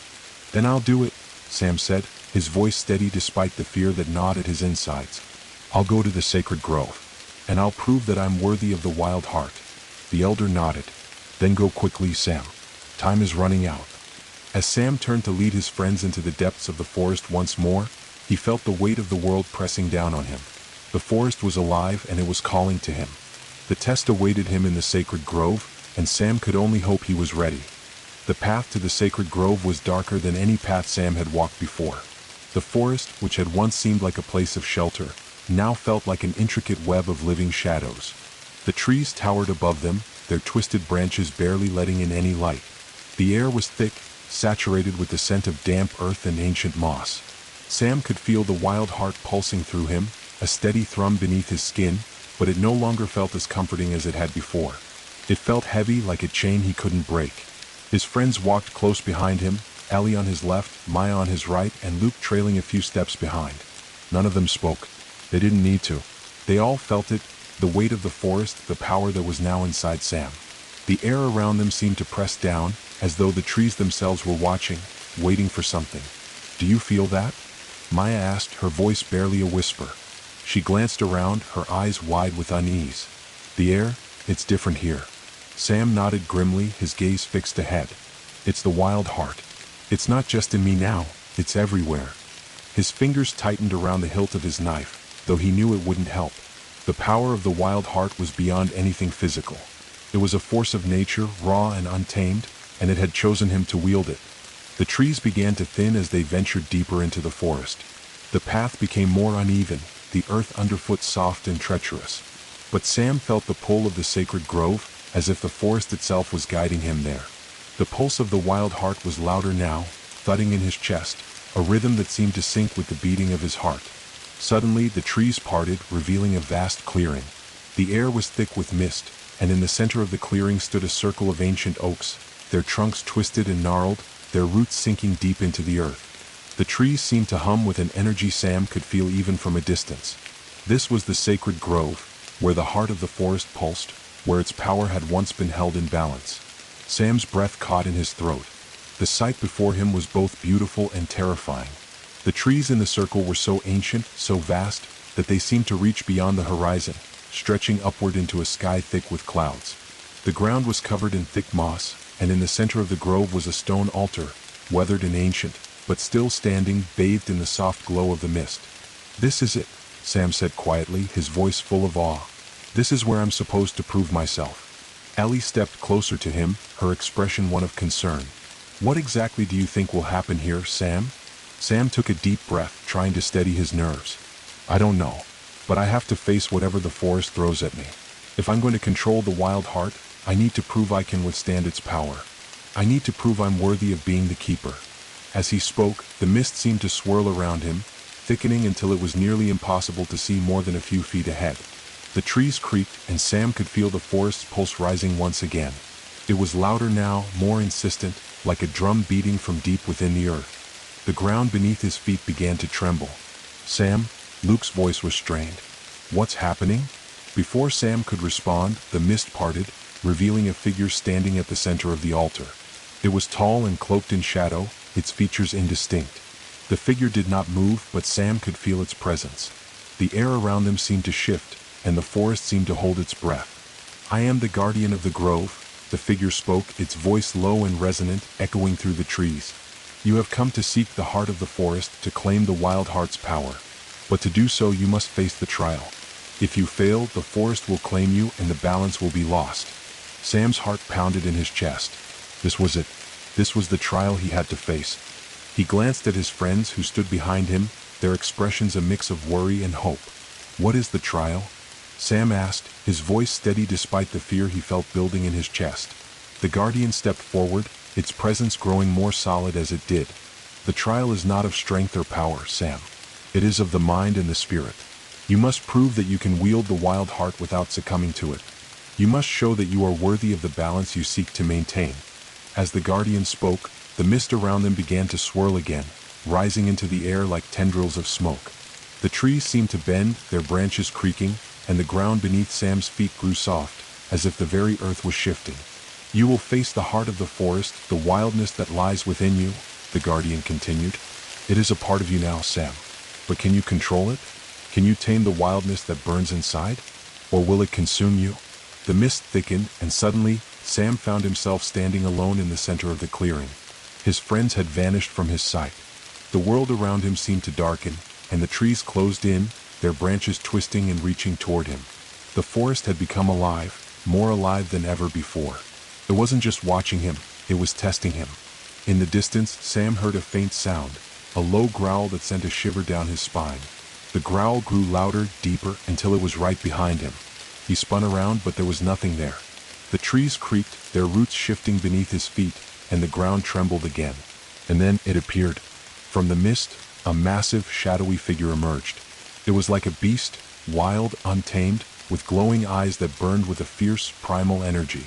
Its body was made of twisting roots and dark vines, its form shifting like smoke, but its presence was undeniable. It was the wild heart, the wildness itself, a manifestation of everything the forest represented. Sam's heart raced as the creature loomed before him. He could feel the wild heart's power surging through him, pushing at the edges of his mind, urging him to embrace it. The power was intoxicating, overwhelming. It whispered to him, promising strength, freedom, and dominion over everything in sight. "Embrace me," the creature growled, its voice like the rustling of leaves. "Let go. Let the wildness take you. You are the forest. You are the heart. It is your destiny to let the chaos consume you, to unleash the fury of nature upon the world." Sam's breath quickened as the creature moved closer, its glowing eyes locked on him. He could feel the power of the wild heart thrumming beneath his skin, a fierce hunger that wanted to break free, to let loose the storm that had been building within him. But Sam shook his head, forcing himself to take a step back. He clenched his fists, the power of the forest surging within him, but he resisted. He had to resist. This wasn't what he had chosen. This wasn't the balance he had sworn to protect. "No," Sam whispered, his voice strong despite the tremor in his chest. "I won't let you control me. I won't let the chaos consume everything I love." The creature growled again, a deep, rumbling sound, but Sam stood his ground. He reached deep inside himself, pulling on the strength he had found within the forest, within the wild heart. He was not a puppet of the forest. He was its keeper. The creature lunged toward him, but Sam raised his hands, the pulse of the wild heart surging through him like a wave. He felt the power, yes, but now he felt something else, something stronger, control. The mist swirled around him, but he commanded it, pushing it back with the force of his will. The creature howled in frustration, its form flickering, twisting in the air. "You cannot tame me," it snarled. "I am the heart of the wild. I am chaos. You cannot control me." "I don't need to control you," Sam said, his voice unwavering. "I just need to balance you, to keep you in check.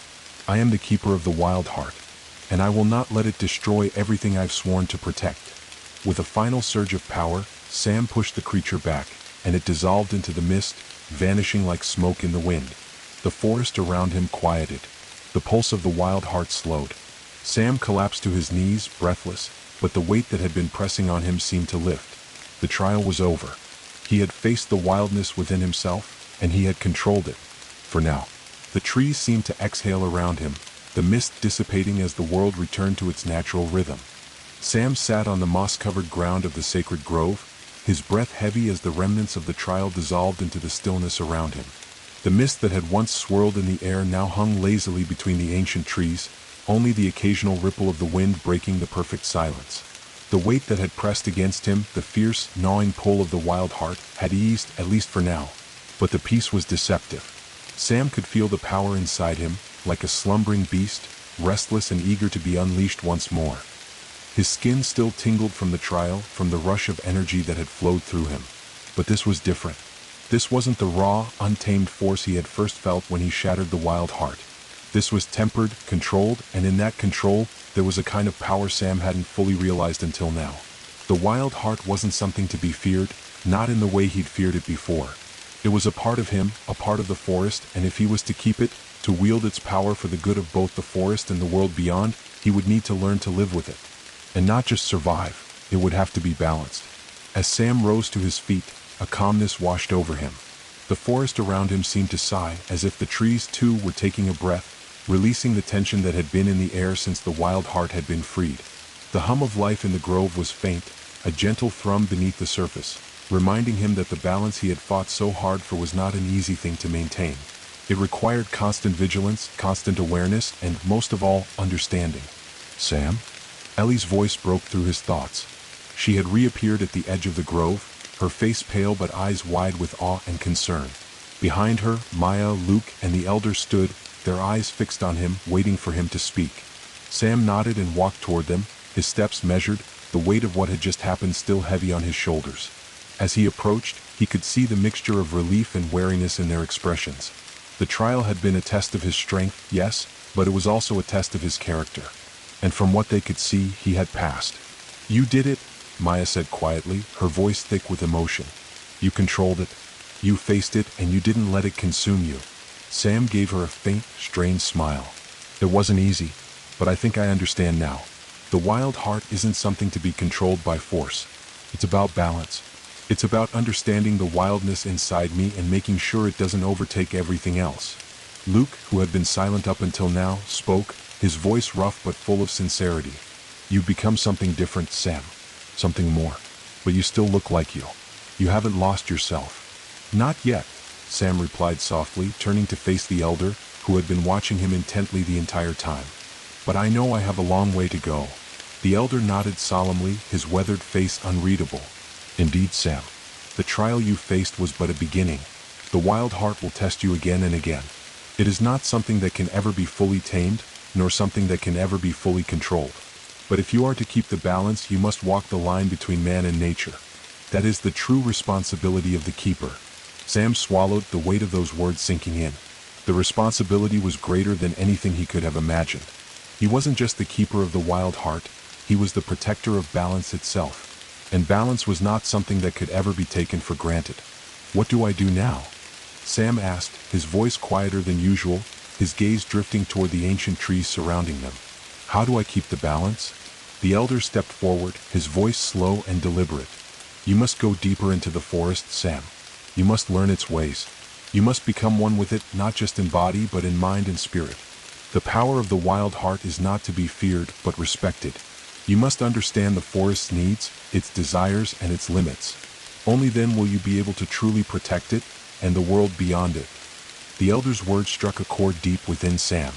For the first time since the forest had called to him, he realized the enormity of what he had taken on. This wasn't just about him anymore. It wasn't just about wielding the power of the wild heart for his own gain or even for the forest's sake. It was about balance. A balance between all things, between the wild and the civilized, between nature and humanity. It was a responsibility that transcended everything he had known before. "So what now?" Sam asked again, his voice steady, but the uncertainty still lingering at the edges. The elder met his gaze. "Now you must go deeper. The true heart of the forest awaits you. There is much more for you to learn, and you will need to prove yourself again. But know this, Sam, there will be moments when the forest will test your resolve. There will be times when you will doubt your ability to maintain the balance. But you must not give in. You must never lose sight of the path you have chosen." The wind stirred the branches overhead, and the leaves rustled like a whisper. Sam stood still, taking in the elder's words, the weight of his new responsibility settling into his bones.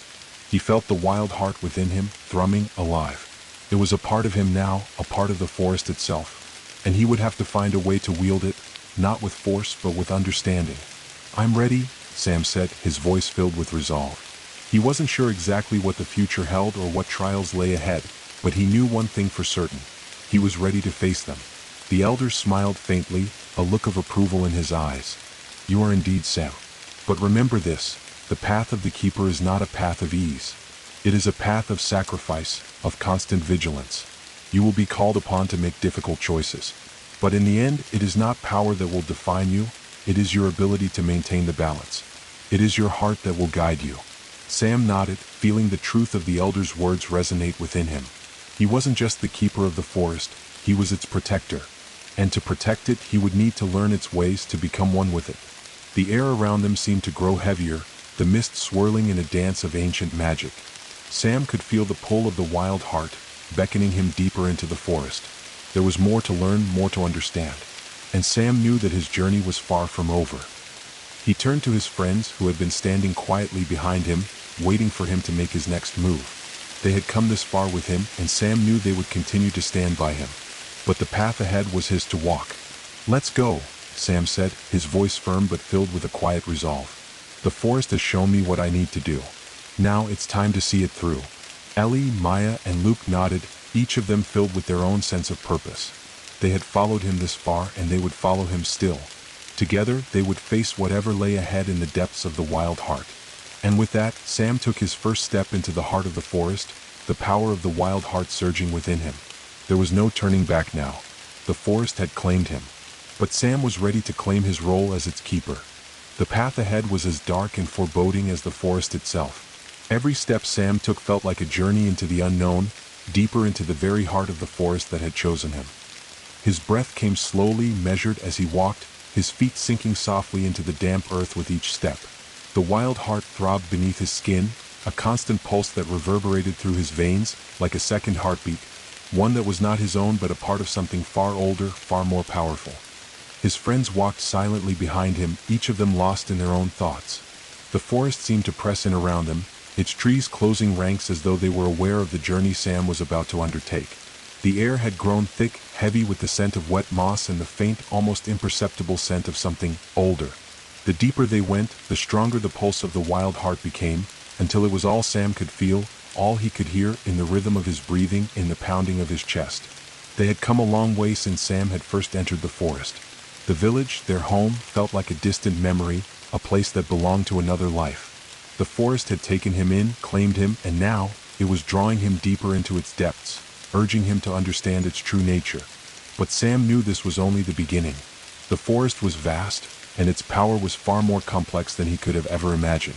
To be its keeper meant understanding it fully, and that meant walking its path, no matter how dark or dangerous it might be. "How much further?" Luke asked, his voice breaking the silence that had fallen between them. He was always the pragmatic one, always needing to know what came next, what dangers lurked ahead. Sam could hear the uncertainty in his voice, the same uncertainty that gnawed at all of them, even though none of them spoke it aloud. Sam didn't answer immediately.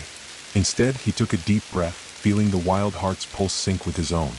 The forest was alive, and he could feel its presence, its watchful eyes on him from every direction. "We're close," he said at last, though he wasn't entirely sure of his own words. He could feel it in the air. The deeper they went, the stronger the forest's presence became. It was as though the trees themselves were watching, waiting, testing him. Ellie stayed close by his side, her expression tense, but there was something in her eyes that Sam hadn't seen before, a quiet determination. The events of the past days had changed her too, just as they had changed him. "Do you think we're ready for this?" she asked, her voice low, almost as if she were speaking to herself. Sam looked at her, his gaze steady. "I don't know," he admitted, "but I don't think we have a choice. The forest has chosen this path for me, and I have to see it through." The further they walked, the more oppressive the atmosphere became. The trees grew taller, their trunks thick with age, their bark twisted and rough, as if the forest itself was a living being, one that had endured centuries, millennia even, of secrets and stories buried deep within its roots. The ground beneath them was soft and uneven, the faint sound of distant water trickling somewhere far off in the distance. a constant reminder that they were in a place where time itself seemed to bend and twist. Suddenly, Sam stopped in his tracks, his heart skipping a beat. There was something ahead, something in the distance that had caught his attention. A flicker of movement just beyond the shadows of the trees. He stood still, eyes scanning the darkness, his hand resting on the hilt of his knife. The air grew cold and the silence deepened, thickening around them like a suffocating blanket. "Did you see that?" Maya asked, her voice tense. She had caught the flicker too. The trees around them seemed to groan in response, as though the forest itself was reacting to the disturbance. Sam nodded, his eyes narrowing. "I think so. Stay close." His voice was low, barely more than a whisper, but the command in it was clear. There was something out there, something that wasn't quite right, and Sam could feel it stirring in the air around them. The wild heart was restless, its pulse growing erratic beneath his skin, urging him to move forward. They crept forward, slowly, cautiously, each step heavy with the weight of what lay ahead. As they neared the source of the disturbance, the trees ahead of them began to shift. Sam could see it now, a flicker of light through the thick canopy of leaves.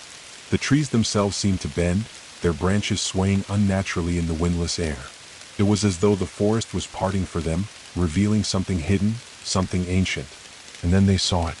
At the center of a small clearing, bathed in the faint glow of moonlight, stood a figure. It was tall and thin, draped in a cloak made of dark, shifting shadows. Its face was obscured by the hood, but Sam could feel its eyes on him, heavy and watchful. The figure did not move, but Sam could sense its presence, its power, and it was undeniable. "Who are you?" Sam asked, his voice steady but laced with caution. The wild heart pulsed wildly inside him, as if urging him to react, to do something. But Sam held himself still, his mind focused, waiting for an answer. The figure remained silent for a moment, its presence growing more oppressive with every passing second. Then, finally, it spoke. "You are the keeper now, Sam. But you have not yet understood the full extent of what you have taken on." The voice was soft, almost like a whisper carried on the wind, but there was power in it, ancient and unyielding. It was a voice that seemed to echo from the very depths of the forest, as though it had been waiting, watching, for this moment to come. Sam's pulse quickened. "What do you mean? What is it that I still need to understand?" The figure took a step forward, its movements slow and deliberate, its cloak of shadows shifting with the motion. "The wild heart is not just a force to be controlled. It is a balance between all things. And it is a balance that must be maintained, or the consequences will be far greater than you can imagine." Sam felt a chill run down his spine, the weight of the figure's words sinking deep into his chest. He knew that this was a warning, one that he couldn't afford to ignore. The wild heart had chosen him, yes, but he had not yet truly understood what it meant to wield such power. The balance he sought to maintain wasn't just about controlling the forest. It was about understanding the delicate dance between all forces, humanity, nature, life, and death. "What do you want from me?" Sam asked, his voice tight with the gravity of the situation. The figure tilted its head slightly, as though considering the question carefully. "I want you to understand, Sam. The forest is not just a place of peace. It is a place of struggle, a place of constant change. You are not the first to be called as keeper, and you will not be the last. But each keeper faces a trial that goes beyond strength. It is a trial of the heart, of the soul. And the wild heart will not allow anyone to hold it without proving their worth." The words hit Sam like a punch to the stomach. He had known the trial he had faced was only the beginning, but now it was clear there was much more to come. The wild heart was not just a source of power, it was a living, breathing entity with its own rules, its own tests. And Sam had yet to prove himself worthy of it. The figure's eyes glowed faintly beneath the hood, and for a moment, Sam could see the forest reflected in them, the vast expanse of trees, the dark, ever-changing shadows. The figure took another step forward, and this time, Sam could feel its presence pressing in around him, suffocating him with its weight. "You must face your greatest fear, Sam," the figure whispered, its voice cold, the words sinking deep into his bones. "The fear of what you will lose. The fear of what the wild heart can take from you." Sam's heart pounded in his chest. "I'm not afraid," he said, his voice shaking despite his attempt at confidence. But the figure's voice was low and unrelenting. "You will be." With those words, the forest around them shifted once more, the trees groaning and creaking as the very ground beneath their feet seemed to tremble. The air grew thick, and the wild heart inside Sam surged, its pulse rising to a deafening roar in his ears. And then everything went black. Sam could feel the darkness enveloping him, pressing in from all sides. The air was thick, suffocating. He tried to move, but his limbs felt heavy as though they were made of stone. The wild heart pulsed inside him, but it felt distant now, as though it were fading, slipping out of his reach. "Sam," a voice whispered from the darkness, soft and distant. "Sam, wake up." The darkness was pressing in from all sides. Sam could feel it like a weight on his chest, pushing the air from his lungs, suffocating him. The voice of Ellie echoed in his ears, but it sounded far away, distant, like a whisper carried on a breeze from another world. He tried to reach for it, to move toward the sound, but his limbs were unresponsive, heavy, trapped within the grasp of the unknown. His heart pounded in his chest, each beat resonating with the thrum of the wild heart, which now seemed so faint, so distant. "Sam, wake up." Ellie's voice was more insistent now, but still distant. Sam forced his eyes open, but the darkness didn't recede. It was not simply the absence of light, it was a tangible, oppressive force, a void that consumed everything around him. He could feel the presence of something, someone, the figure, the one who had spoken to him earlier. The figure in the cloak of shadows, whose words had rattled his very soul. It was standing just out of his reach, its form a swirling mass of dark energy, a being of the forest that had come to test him in ways he hadn't understood before. His pulse quickened as his body began to respond. He could move again, but the weight of the air around him made each motion feel slow, almost impossible. The wild heart pulsed faintly inside him, its energy weak as though it were fading, ebbing away into the void. "Where am I?" Sam whispered, his voice barely audible, lost in the suffocating silence. "You're in the place between," the figure's voice answered. It was calm, yet somehow menacing, reverberating in the darkness around him. "The place where the wild heart tests its keepers. The place where fear comes to face you." Sam's breath caught in his throat. Fear. The figure had spoken of it before, of the trial of the heart and soul, of facing what the wild heart would take from him. And now, as he stood in this blackened void, he realized what it meant. This was not just a test of power, of will, or even of balance. This was a test of his deepest fears, the very fears that had shaped him, the ones he had never truly confronted. "I'm not afraid," Sam said, his voice steady even though his chest tightened, his heart thrumming erratically against his ribs. He refused to let the darkness swallow him. He had faced the wildness and he would face this too. But the figure only laughed, a cold, hollow sound that seemed to reverberate off the very edges of the void. "You say you are not afraid, Keeper, but you are. You will face your greatest fear, and you will understand that you are no different from those who came before you. Fear is what the wild heart demands. It is what you must face to keep the balance. Fear of loss, fear of failure, fear of yourself." The figure's form seemed to shift, its shadows growing thicker, darker, like the roots of a tree sinking into the earth. And then, without warning, Sam felt the ground beneath him dissolve. He was falling, plummeting, into the darkness faster than he could comprehend. His stomach lurched as the weightlessness took hold, and the pulse of the wild heart surged painfully within him. The forest was calling to him, but it was twisted, distorted, like a far-off memory. He felt the sensation of falling for what seemed like an eternity, unable to grasp anything around him. The wind screamed in his ears, and the world tilted as the pulse inside him grew louder, until it consumed everything. And then, just as suddenly, it stopped. Sam landed on his feet with a soft thud, his breath coming in ragged gasps. He stumbled, disoriented, trying to steady himself. He looked around and found himself standing in a place he didn't recognize, an unfamiliar forest, dense and oppressive, much darker than the grove he had just left. The trees were twisted and gnarled, their branches reaching out like claws.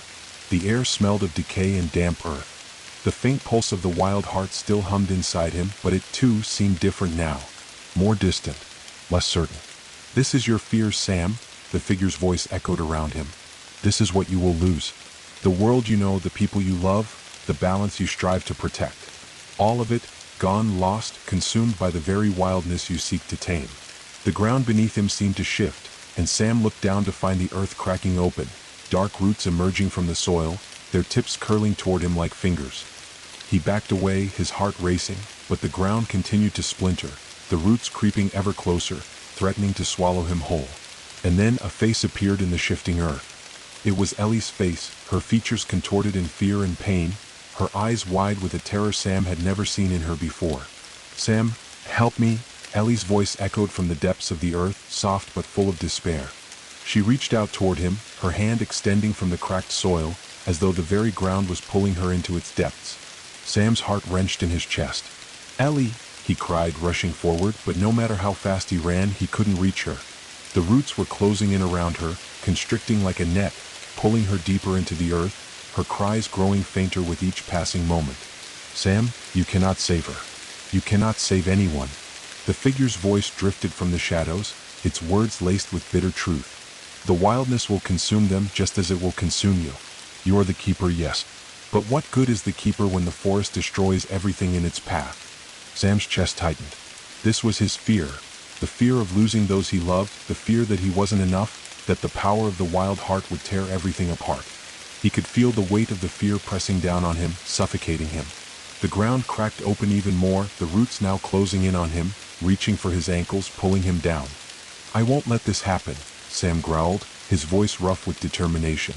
He tried to push the fear away, tried to focus on the wild heart, on the power that had once surged so freely through him. But it was faint, distant, almost unreachable, as if the darkness itself was blocking him from it. "You cannot escape it," the figure whispered, its form looming over him. "This is the fear you must face. You are not invincible.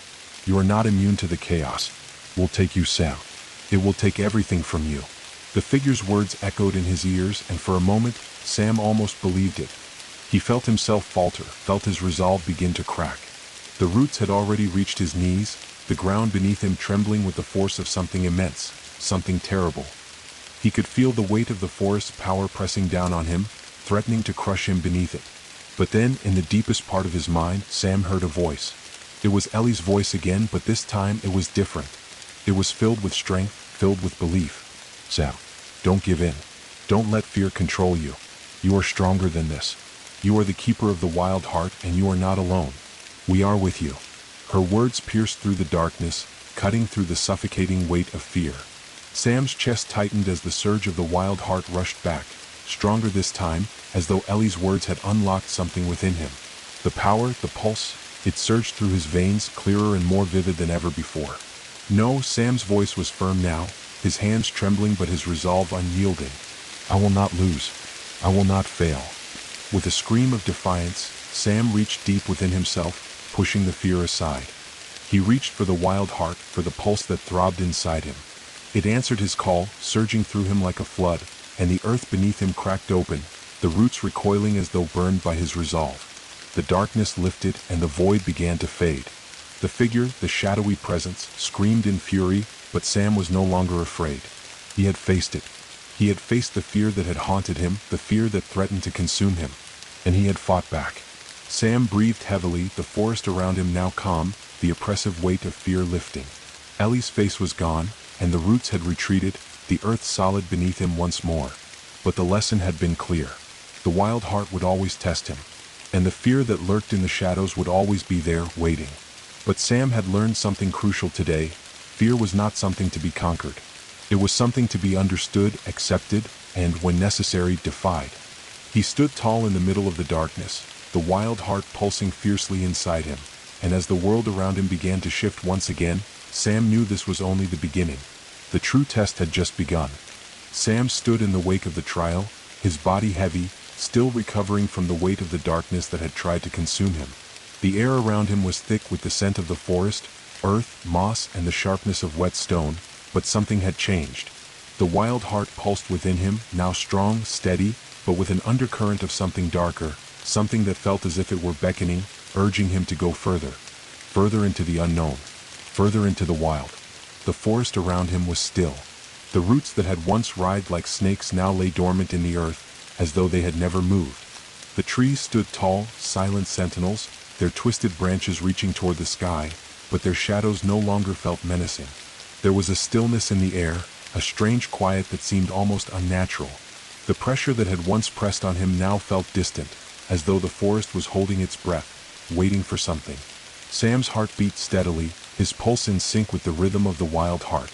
His body felt alive, every nerve thrumming with energy, but it was not the same feeling as before. It was different now, more controlled, more attuned to the forest around him. He could feel the very soil beneath his feet, the hum of the earth, the life in the trees.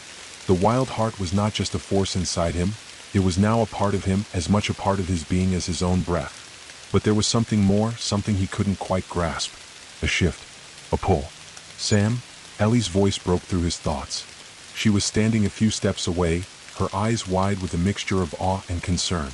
The others, Maya, Luke, and the elder, stood behind her, waiting for him to make his next move. He looked at them, and though his heart still raced, he could feel the weight of the responsibility pressing down on him. "It's not over," he said, his voice low but steady. He wasn't sure how he knew, but the words came out almost instinctively. "The forest, it's still calling to me. And I can feel it, it's not done testing me. Not yet." Ellie's brow furrowed. "But you've passed the trial. You've faced your fear." She took a cautious step forward. "What more can the forest want from you?" Sam's gaze shifted to the trees, the darkness that seemed to gather in the distant corners of the grove. His fingers twitched, his pulse quickening again as he felt a strange pressure deep within his chest. The wild heart, its pull was stronger now, like an invisible thread tugging at him. "I don't know," he admitted, "but I can feel it. The forest isn't finished with me. It's calling me deeper." The elder stepped forward, his eyes sharp with understanding. "The forest does not call lightly, Sam. It has seen your strength. It has seen your heart. But there is more to being the keeper than strength alone. You must walk the path it has laid before you, even when the road becomes treacherous. And you must be prepared for the consequences." The word sent a chill through Sam's spine. "Consequences?" he repeated. His gaze drifted back to the towering trees, to the shadows that seemed to stretch farther and deeper into the forest, as if the very wilderness itself was waiting for something. "What do you mean? What will happen if I don't follow this path?" The elder's face grew grim. "The wild heart is not a gift, Sam. It is a trial. A test that continues for as long as you are its keeper. The forest will shape you, will twist you, will break you if it must. But it will not let you go until it is satisfied. Until you have truly earned your place. The path ahead is one of great danger, and the deeper you go, the harder it will be to find your way back. There are forces within the forest, ancient, powerful, that do not wish for you to succeed." Sam clenched his fists, the weight of the elder's words settling deep within him. He had already faced the first trial, the trial of fear. But there were more trials to come, he knew it. And he would have to face them alone. The wild heart was his burden to bear. "But I don't have a choice, do I?" Sam asked, his voice barely more than a whisper as he turned his gaze back to the shadows of the forest. "The forest won't let me leave until it's done with me." The elder shook his head slowly. "You always have a choice, Sam. But the choices you make will shape the forest. They will shape the balance. The path you walk now will determine not just your fate, but the fate of everything connected to the wild heart. The fate of the world itself." The silence that followed felt heavier than any words. Sam's gaze hardened. There was no turning back now. He had been chosen, had taken on the mantle of keeper, and he would see it through to the end. Whatever the forest demanded of him, he would face it. "Then we move forward," Sam said, his voice firm. He turned, beginning to walk deeper into the shadows of the forest. The others followed, their footsteps quiet but resolute behind him. The further they ventured, the more oppressive the atmosphere became. The trees loomed over them, their branches thick with moss and vines, their trunks twisted and gnarled, as though they had been growing for centuries, maybe millennia. The air grew colder, and the pulse of the wild heart grew louder inside Sam's chest, echoing through his veins. But it was different now. It wasn't just a pulse of power. It was alive, thrumming with ancient energy, as if the forest itself were breathing through him. He could feel the presence of something watching them, lurking just beyond the shadows. It was not the same as the fear he had faced before, not the same as the dark figure in the void. This presence was ancient, timeless, and it stirred something deep inside him. A primal instinct, a need to survive, to prove himself worthy. Sam's breath came faster as the path narrowed, the trees growing closer, their roots tangling beneath his feet. It was as though the forest was closing in on them, the very earth beneath them shifting, warping. The sense of foreboding grew stronger, and the shadows seemed to stretch longer with each passing step. "Sam," Ellie's voice broke the silence again, her tone heavy with unease. "I don't like this. This place, it feels wrong." Sam turned to her, his expression grim. "I feel it too. The wild heart, it's pulling me deeper into the forest. Something is waiting for me." The forest around them seemed to react to their words, the wind picking up, causing the branches to sway and groan. Sam could feel the trees bending toward him, the weight of their ancient presence pressing down on him. It was as if the forest itself was alive, a being with a mind and will of its own, and it was calling to him, drawing him into its depths. Suddenly, the path ahead opened into a clearing, and Sam's heart skipped a beat. At the center of the clearing stood a massive stone structure, covered in vines and moss, its surface worn by the passage of time. It looked like an altar, ancient and foreboding, standing in the heart of the forest like a monument to something forgotten. "What is that?" Maya asked, her voice hushed, almost reverent. Sam stepped forward, his instincts guiding him toward the stone altar. The wild heart pulsed inside him, urging him forward, its rhythm faster now, as though it could sense something in the air. Something ancient, something powerful. As Sam approached the altar, a strange sensation washed over him. The air seemed to vibrate with energy, and he could feel the very ground beneath him shifting, trembling. His heart raced as the stone altar seemed to hum in response to his presence. There was something here, something that had been waiting for him. A low, deep sound echoed through the clearing, like the growl of something immense, something far beyond their understanding. The trees around them began to sway more violently, and the ground beneath their feet cracked and shifted. Sam's breath quickened, his pulse racing as the darkness around them deepened. "What is that sound?" Luke asked, his voice barely audible, filled with fear. Sam's hands trembled as he reached out toward the altar, his fingers brushing the cold stone. A surge of energy coursed through him, and the wild heart pulsed violently within him. The ground beneath him cracked open, and a wave of dark energy exploded from the altar, engulfing everything in its path. "Sam!" Ellie screamed, but Sam could barely hear her over the roar of the energy crashing through the clearing. The trees around them groaned in agony, their trunks splitting as the earth beneath them began to unravel. The wild heart inside Sam surged violently, but it wasn't the power he had felt before. It was chaotic, uncontrollable, wild. And in that moment, Sam understood. The wild heart wasn't just a gift. It was a force that demanded control. And without it, the forest would consume him. The energy that exploded from the altar hit Sam with the force of a tidal wave. His body was thrown backward, his feet leaving the ground, his heart pounding in his chest as the wild surge of power rippled through him. The wild heart within him thrashed violently, like a living beast trying to escape its cage. Sam gasped for breath, his body tense and shaking, as if the very force of nature was trying to tear him apart from the inside. The forest around him screamed. The trees groaned and shook, their roots writhing beneath the soil, as if the earth itself was being torn apart. The ground cracked open, and dark tendrils of energy, black as midnight, shot up from the earth, coiling like serpents in the air. The clearing was a battleground between the power of the wild heart and the ancient, untamable force that resided in the heart of the forest. Sam's vision blurred as he fought to regain control, but the wild heart fought back, surging through his veins, pulling him deeper into the heart of the storm. He felt it now, not as a force to be feared, but as a force that had been waiting for him, testing him, ready to claim him fully. "Sam. No." Ellie's voice broke through the chaos, her cry filled with desperation. He felt her presence, saw her face through the storm, but it seemed so far away, like a distant memory. Her figure was barely visible as the wind howled and the trees bent low, their limbs cracking under the pressure. "Stay back," Sam shouted, his voice strained, barely audible over the cacophony of sound. He tried to steady himself, to push the power back, but the force inside him was too strong. It surged again, twisting his body, forcing his limbs to move of their own accord. He could feel the earth around him vibrating with energy, could hear the whispers of ancient spirits in the trees, their voices rising in a chant that seemed to come from every direction. The wild heart was alive, but it was also chaotic, unstable, unforgiving. And Sam knew deep down that it was not just a source of power, it was a reflection of the forest itself. The forest was untamed, a living, breathing entity that had existed long before humanity, long before even the Keeper had come into being. It was a primal force, wild and unpredictable, and it could not be contained. "You have to control it, Sam." Maya's voice pierced through the storm. "The forest is reacting to you. You have to control the wild heart." Sam gritted his teeth, his head spinning as the power surged through him again. The ground beneath him trembled, and the trees surrounding the clearing began to bend, their branches curling toward him like twisted hands.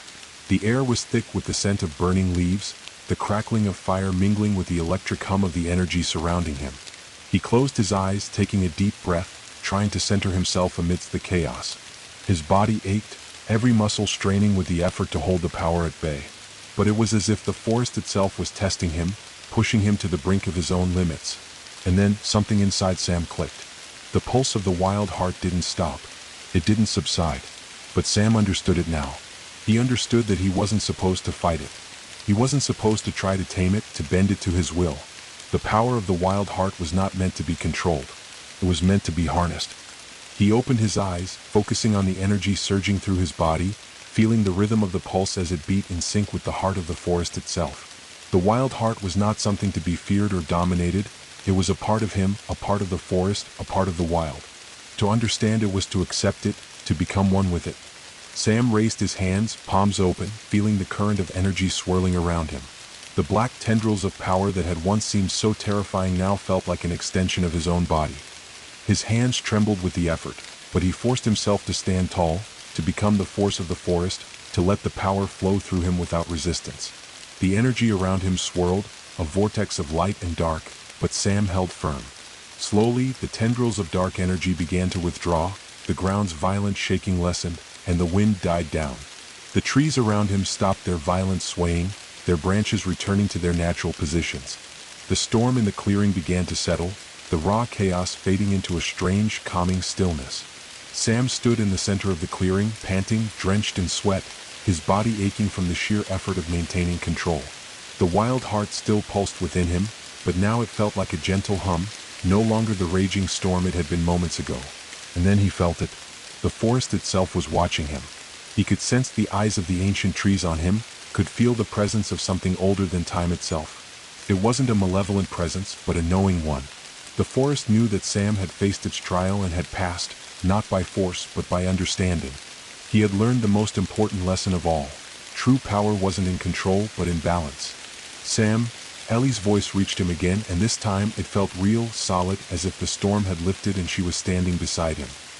He turned to see her, her face filled with concern but also awe, as if she could see the change in him, the shift that had taken place. "Are you okay?" Sam nodded, though his body still trembled slightly from the residual energy coursing through him. "I'm fine. We're fine." The others had gathered around him, their faces a mixture of relief and confusion. Maya stepped forward, her gaze filled with questions. "What just happened?" "The forest, it was testing me," Sam interrupted, his voice still low but calm. "It wasn't just about the wild heart. The forest, it needed to know if I could understand it, if I could walk the line between power and balance." Luke, who had been standing a little behind, shook his head in disbelief. "So, you actually did it? You controlled that thing? You didn't just survive it, you became it?" Sam took a slow breath, his gaze shifting toward the altar, the massive stone structure that now seemed so still, almost forgotten. "I didn't control it. I accepted it. The forest is wild, it's not meant to be controlled. It's meant to be understood. I had to let go of the fear of losing control. Only then could I wield the power it offers." The elder stepped forward, his expression thoughtful, his old eyes gleaming with something that could have been approval, or perhaps something more ancient, more knowing. "You have done well, Sam. The path ahead will not be easy.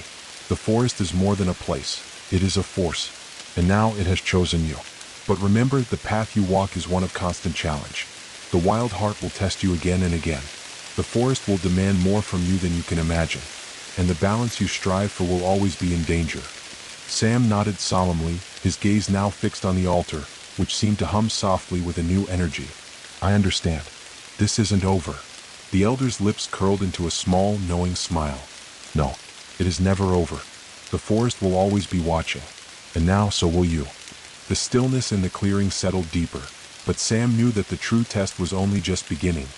He had proven his worth to the forest, but the wild heart had only shown him a small fraction of its power. The real journey lay ahead, and Sam knew there would be more trials, more challenges to face. The forest would always push him to the brink, and the balance would always be in danger. But he had learned something vital today. True power didn't lie in control. It lay in understanding, in the delicate dance between strength and surrender, between fear and acceptance. And with that knowledge, Sam stepped forward, ready to face whatever the forest would throw at him next. The clearing was quiet now, the oppressive tension that had once gripped the air lifting like a fog. Sam stood at the center, the pulse of the wild heart still thrumming beneath his skin, but now it felt different, calmer, steady, as though it had found its place within him. The trees around him were silent, their once restless limbs now still, as though they had accepted him as their keeper. The forest, in its ancient wisdom, had acknowledged him. But Sam knew that the true weight of his role had only just begun to unfold. As the others gathered around him, their faces etched with a mixture of disbelief and awe, Sam's mind drifted to the altar. The massive stone structure at the center of the clearing still seemed to hum with a deep, almost mournful energy. It was as though it was alive, a part of the forest's very essence, connected to the pulse of the wild heart in ways that Sam couldn't yet comprehend. He felt the pull again. A soft tug in the air, a whisper on the wind, as though the forest was beckoning him forward. It was the same pull that had guided him to this moment, the same pull that had led him deeper and deeper into its heart. But now it felt different, urgent. The wild heart inside him flickered, its pulse quickening in response to the call. "We need to go," Sam said suddenly, his voice steady but filled with an undercurrent of determination. He turned toward Ellie, Maya, Luke, and the elder, whose face had grown even more solemn. "Something's coming. The forest isn't finished with me. Not yet." Ellie's brow furrowed, her eyes scanning the stillness around them. "What do you mean? You just controlled the power. The storm. You proved yourself to the forest, Sam. This should be over." But Sam could feel it, the change. The forest was restless again, and it wasn't just the wild heart that was pulling him forward. Something deeper was stirring, something that had been lying dormant for centuries, perhaps longer. The elder stepped closer, his gaze sharp and unblinking. The wild heart is not a simple force. It is a gateway, a bridge between the known world and the untamed darkness that lies beyond it. It is a living entity, and it will not rest until its keeper has faced the trials it deems necessary. The forest does not bend to one's will, it bends to its own design. You are not yet its true master, Sam. The true test is about to begin. The words hung in the air like a weight, and Sam's chest tightened. The wild heart pulsed again, stronger now, as if answering the elder's words, acknowledging the deeper truth they carried. He wasn't done. Not by a long shot. "Then let's go," Sam said, his voice more resolved than ever. "Whatever comes next, I'll face it." He turned toward the altar again, his steps slow but purposeful. He could feel the others' eyes on him, but he couldn't turn back now. The forest was waiting. The veil between this world and something darker was growing thinner, and the time had come to face it head-on. As Sam stepped closer to the altar, the very air around him seemed to shift. The pulse of the wild heart inside him thrummed with power, vibrating in time with the stone. The altar began to glow faintly, the vines and moss that had once covered it now retreating, as if revealing something hidden beneath the surface. The ground trembled slightly underfoot, and Sam felt the faintest ripple in the air, like a shudder passing through the world itself. The trees around him groaned, and in the distance, the wind began to pick up again, but it was different now. It wasn't just the wind, it was something else, something older, something that had been lying in wait. "Sam," Ellie whispered, her voice full of worry. "What's happening? What's going on?" Sam didn't answer at first. He couldn't. His focus was too sharp, too honed on the altar, on the shifting energy that was now crackling in the air. He could feel it deep within him, as if the forest was waking up, as if the very earth beneath him was stretching, yawning, ready to reveal its secrets. He raised his hands, his fingers trembling ever so slightly as they hovered over the stone. The wild heart pulsed once more, and Sam felt the stone beneath his fingers hum with an almost musical resonance, a deep, ancient sound that seemed to call to him from the depths of the earth itself. A crack appeared in the stone, small at first, but then it grew, spreading like a lightning strike, jagged and wild, until the altar was split in two. "Get back!" Maya shouted, her voice filled with urgency as she took a step backward, but Sam held his ground. He wasn't sure what was about to happen, but he knew that this was the moment the wild heart had led him to. The crack widened, and from it, a dark, pulsing energy began to spill out. It wasn't like the chaotic force he had felt before. This was more controlled, more focused, but it was far more ancient. It was the very heart of the forest, the source of all its power. A figure began to emerge from the crack in the altar. It was humanoid in shape, but its form was twisted, ever shifting, as if made of shadow and smoke, its body flickering and warping like a mirage. Its eyes, if they could be called eyes, glowed with an eerie, pale light, and as it stepped fully into the clearing, the ground around it seemed to pulse with energy. "What is that?" Luke asked, his voice barely more than a whisper. Sam didn't know, but he felt it. This wasn't just some manifestation of the forest's power. This was something else. Something that had been locked away for a reason. And now it was free.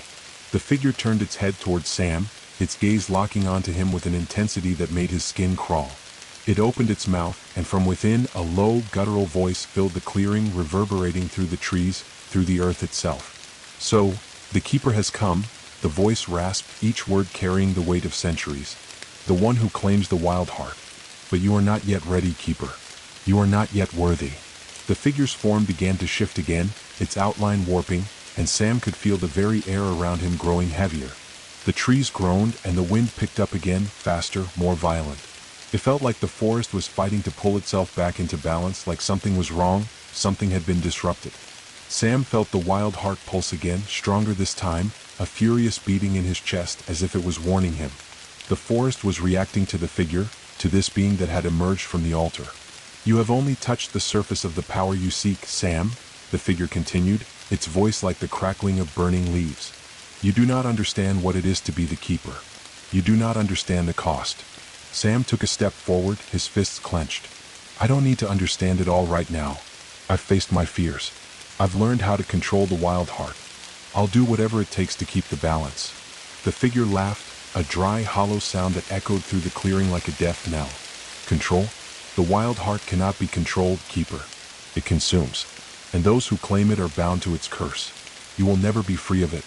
It will take everything from you, your mind, your body, your very soul." The ground trembled again, and the trees began to bend, their branches reaching out as though to ensnare him. Sam's breath quickened, but he held his ground, his heart pounding. The wild heart inside him throbbed in time with the creature's dark energy. He could feel it now, the struggle, the pull. It was like a war between two forces, one of light, one of darkness, and he was standing at the center, the fulcrum between them.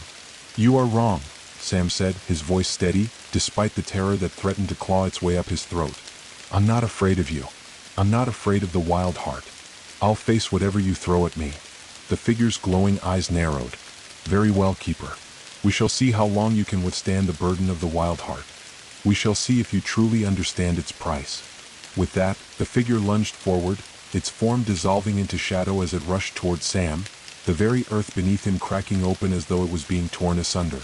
The trees bent back, their roots lifting from the ground, the world itself warping in response to the power that surged from the altar.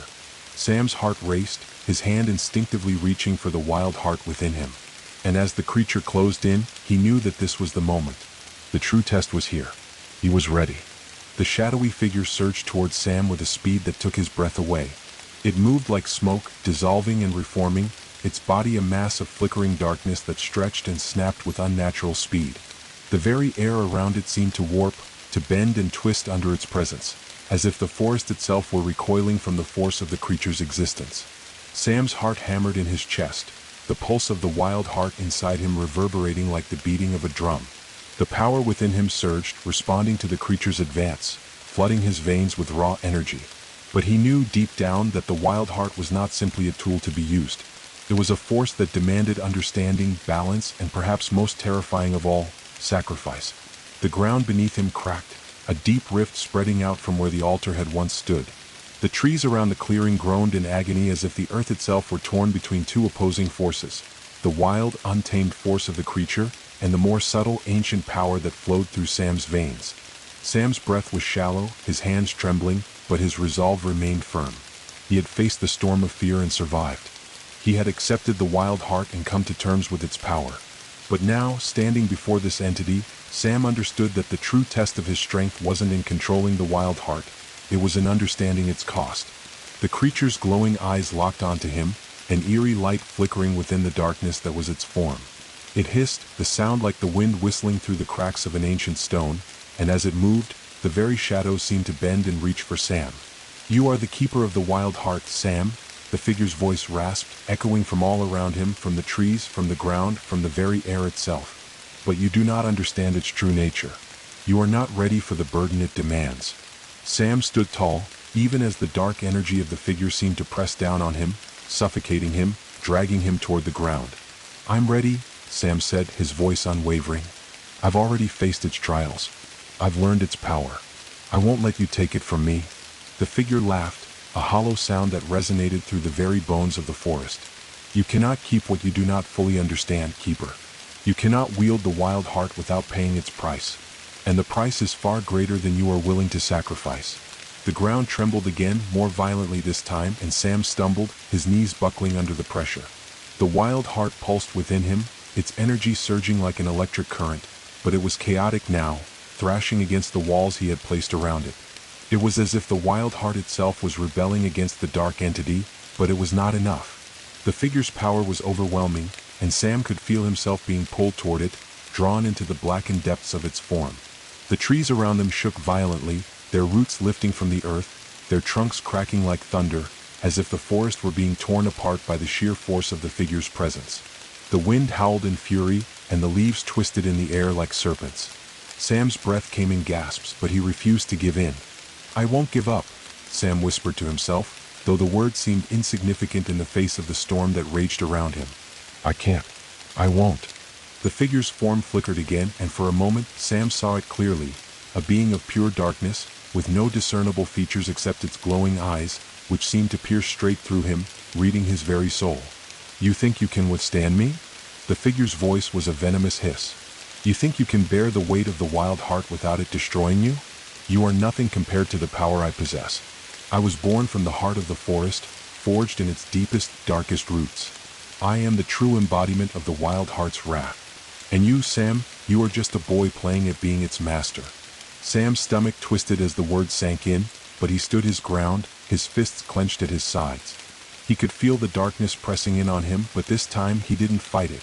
He let it come, let it touch him, let it test him, because deep inside he knew that this was the moment he had been preparing for.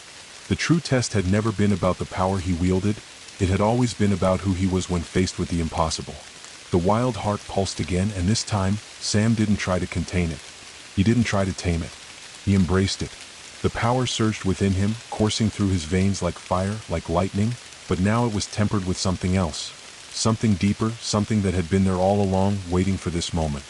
The very earth beneath Sam's feet seemed to respond to the energy coursing through him, the ground cracking and shifting, as if the forest itself were aligning with his will. The trees groaned, their trunks bending and twisting as if they too were awakening. The very air crackled with energy, and for a moment, Sam felt at one with the forest, at one with the wild heart. The figure faltered. For the first time, it seemed to hesitate. Its form flickered again, as if it were unsure, as if it had not expected this kind of resistance. "What are you?" it hissed, its voice now trembling with uncertainty. You are not like the others." Sam's eyes burned with the energy of the wild heart as he stepped forward. "No, I'm not like the others. I am the keeper of the wild heart. I am its master, and I will protect it. I will protect everything it stands for." The figure recoiled, its form flickering violently as if it were being torn apart by the power of Sam's words. "You are a fool. You do not understand the cost of what you are claiming. You do not understand the true nature of the wild heart, nor the price you will pay for its power." But Sam didn't listen. He couldn't. The wild heart had already consumed him, had already become a part of him, and no force in the world could take that from him now, no matter the cost. "I understand more than you think," Sam said, his voice filled with quiet resolve. "I understand that the wild heart is not a gift, it's a responsibility, and I'm ready to bear it." The figure let out a guttural scream, its form dissolving into a cloud of darkness as it rushed toward him with unimaginable speed. But Sam wasn't afraid. The wild heart surged through him like a torrent, filling him with a strength he had never known before. He raised his hands, and the energy within him exploded outward, a shockwave of light and darkness, pushing the figure back. The creature shrieked, its form twisting and flickering, but it could not stand against the raw power of the wild heart. The earth beneath it cracked open, and with a final desperate scream, the figure was pulled into the rift, disappearing into the blackened depths from which it had come. The forest was still. Sam stood alone in the clearing, his heart pounding, his body trembling from the exertion. But he was not defeated. He had faced the darkness and survived. The wild heart still pulsed within him, but now, it was not a chaotic force. It was a part of him, his strength, his burden, his responsibility. The trees around him were silent, but Sam knew that the forest was watching, waiting. The balance had been restored, but the wild heart's trials were not over. The path ahead would be long and the cost would be high. But Sam was ready. He had embraced the wild heart, and he would carry it for as long as the forest demanded, no matter the price.